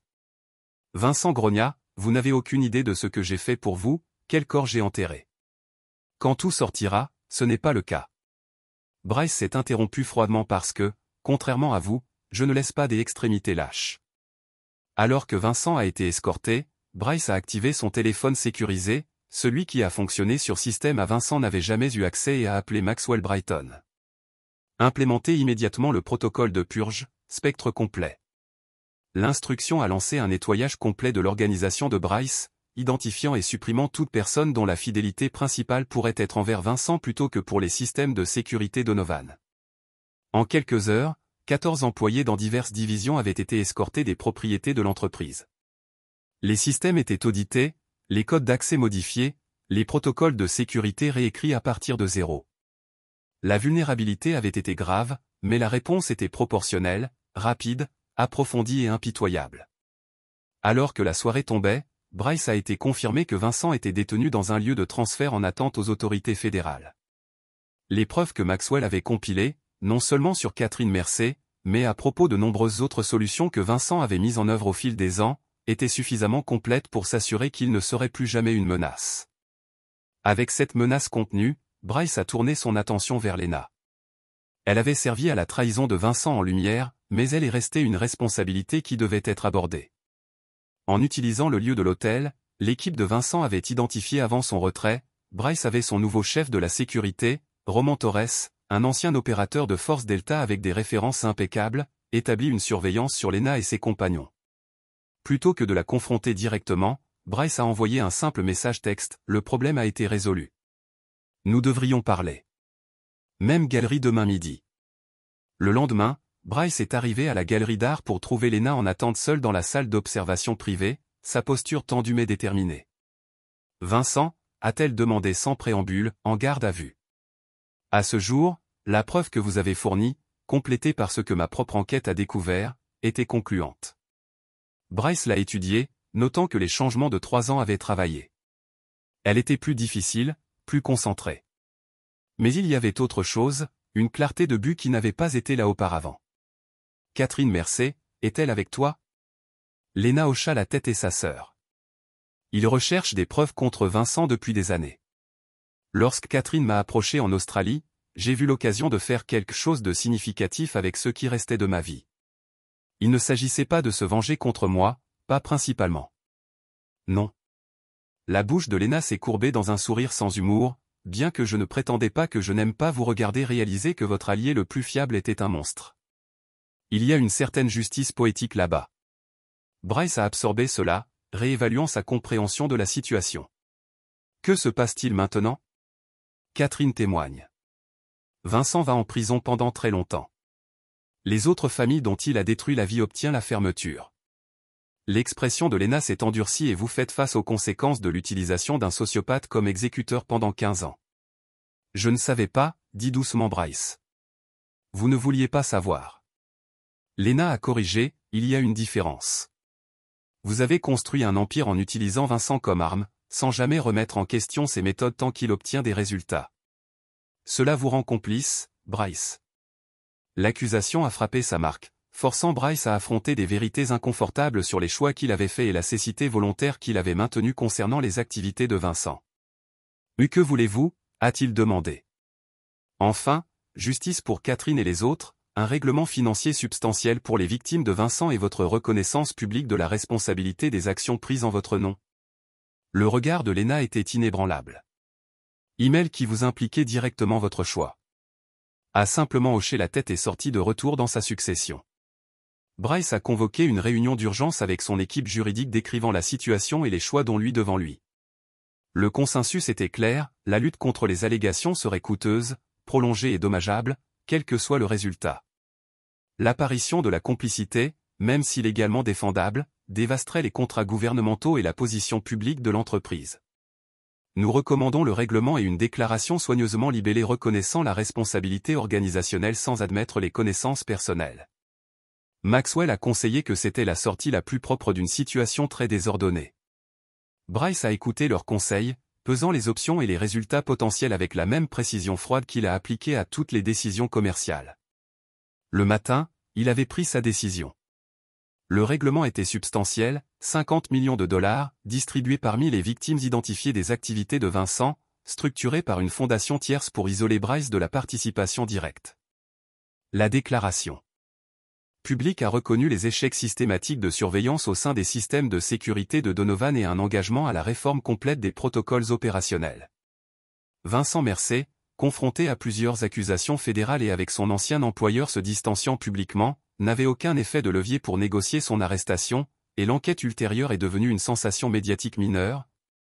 Avec le témoignage de Catherine Mercé fournissant un récit impérieux de survie et de persévérance face à une puissante opposition. Bryce lui-même est resté largement isolé du pire des retombées. L'entreprise a résisté à la tempête, ses contrats gouvernementaux sécurisés par le lobbying agressif et les changements de leadership stratégique. La couverture médiatique, alors qu'elle était intensive initialement, s'est progressivement apaisée alors que de nouveaux scandales ont attiré l'attention du public. 3 mois plus tard, avec la crise immédiate gérée et l'entreprise se stabilisant sous une nouvelle direction de la sécurité, Bryce a reçu un package inattendu à son domicile. Inside was a single photograph of Mia at Toddley with Lena, taken during happy times, on the back in Lena's handwriting, some debt can never be repaid, some bridge never rebuilt, but perhaps some fear can finally be allowed to burn out. There was no return address, no furte message. Search revealed that Lena, Catherine Mercé and her sister had disappeared from public view, presumably to start new lives away from the shadow of their past trauma. That evening, Bryce s'est assis avec Emilia en aidant un projet scientifique, il s'est retrouvé à étudier les traits de sa fille, reconnaissant les échos de Lena dans son sourire, sa détermination, l'inclinaison de sa tête en se concentrant. 2 verres de bourbon. Ils se sont assis dans un silence compagnon pendant un certain temps avant qu'Abigail ne repartît. Vous êtes-vous déjà demandé si papa avait raison sur le fait que le monde était divisé en prédateurs et en proies? Bryce a considéré la question, se souvenant des leçons dures de son père, livrées avec des poings et des ceintures aussi souvent qu'avec des mots. Je pense qu'il avait raison sur la division, mal sur ce qui fait de quelqu'un un prédateur ou une proie, un sens de sens. Vincent était incontestablement un prédateur, mais sa violence l'a rendu vulnérable. En fin de compte, Lena a essayé d'être le prédateur et est devenue la proie, puis a trouvé un type de force différent, et il a fait un geste entre eux, survie parce que nous nous sommes adaptés, et non parce que nous sommes naturellement plus forts ou plus impitoyables. Survie des plus adaptables plutôt que les plus forts. Abigail songeait Darwin approuvé. Peut-être que Bryce a siroté son bourbon, contemplant l'avenir qui s'étendait devant eux. Tout ce que je sais avec certitude, c'est que je ferai tout ce qu'il faut pour s'assurer que Mia ne fait jamais face au choix que nous avons fait, qu'elle n'a jamais à décider entre le prédateur ou la proie. Et si elle est trahie, comme nous l'étions? Abigail asked softly, will you teach her to never forgive, never forget? The question struck at the heart of what had defined Bryce's life, his absolute refusal to forgive betrayal, his relentless pursuit of those who crossed him. Looking toward Mia's room, he felt a momentary doubt. Was that truly the legacy he wanted to leave her? He'll teach her to protect herself he said finally, to recognize tree before they materialize, to build something no one can take from her. Il a souri faiblement. Le reste, elle devra comprendre par elle-même. La conversation a dérivé vers des sujets plus légers, mais l'esprit de Bryce a continué à revenir aux questions fondamentales soulevées par les événements des 3 dernières années, à Abigail rire de la mémoire de l'enfance. À l'empire qu'il avait créé et défendu, Bryce n'a ressenti aucun regret. Le monde est resté comme son père l'avait décrit, dangereux, impitoyable pour les faibles, gratifiant pour les forts. Il l'avait navigué selon ses règles et est sorti victorieux. Si cette victoire est venue avec certains compromis, éthiques, émotionnels, spirituels. C'étaient des prix qu'il avait payés, sciemment, des prix qu'il paierait à nouveau pour protéger ce qui comptait le plus. Au fil des années, Bryce Donovan a continué à construire son héritage, élargissant son entreprise dans de nouveaux territoires, nourrissant la croissance de Mia en une jeune femme confiante, maintenant sa vigilance contre les menaces potentielles. Les leçons du passé sont restées avec lui, toujours faire confiance avec parcimonie, vérifier sans relâche, protéger farouchement et, surtout, ne jamais pardonner ceux qui vous trahissent. Lena est restée un fantôme, ni vu ni entendu à nouveau. Les Lancaster se sont estompés dans l'obscurité, leur nom finalement oublié dans les cercles sociaux qu'ils avaient autrefois dominés. Vincent Mercé est décédé en prison 5 ans après sa peine, officiellement d'une crise cardiaque, bien que des rumeurs aient suggéré la participation d'autres détenus avec des liens avec des familles qu'il avait blessées. Et le lodge de chasse au Montana où tout avait commencé avec l'observation innocente d'un enfant, a finalement été démoli. La propriété a rebusté et retourné dans le désert, effaçant le rappel physique de la trahison, tout comme Bryce avait effacé ses auteurs de sa vie. La boîte en métal qui avait tout commencé, avec son contenu accablant qui avait presque détruit plusieurs vies, a été conservée dans le coffre-fort privé de Bryce, un rappel des vulnérabilités surmontées, des batailles gagnées, de la vigilance constante requise pour protéger ce qui comptait dans un monde rempli de ceux qui en prendraient. Compte tenu de l'occasion, dans son étude, de la fin d'une nuit, des années après les événements qu'il avait testés si sévèrement, Bryce a levé un verre dans l'obscurité au-delà de sa fenêtre, non pas pour célébrer ou en deuil, mais une reconnaissance de la vérité fondamentale qui a guidé sa vie, à la fin. Chaque personne se tient seule avec les choix qu'ils ont faits et les conséquences qu'ils ont créées. Pour Bryce Donovan, ses choix ont été clairs, ses conséquences acceptées. Il avait protégé le sien à tout prix. Il avait refusé de pardonner la trahison sous quelque forme que ce soit et il avait émergé, non seulement survivant mais triomphant, le prédateur ultime dans un monde qui ne respectait rien de moins. Il y avait-il réfléchi, alors qu'il terminait son bourbon, exactement comme son père l'avait promis. Et voilà.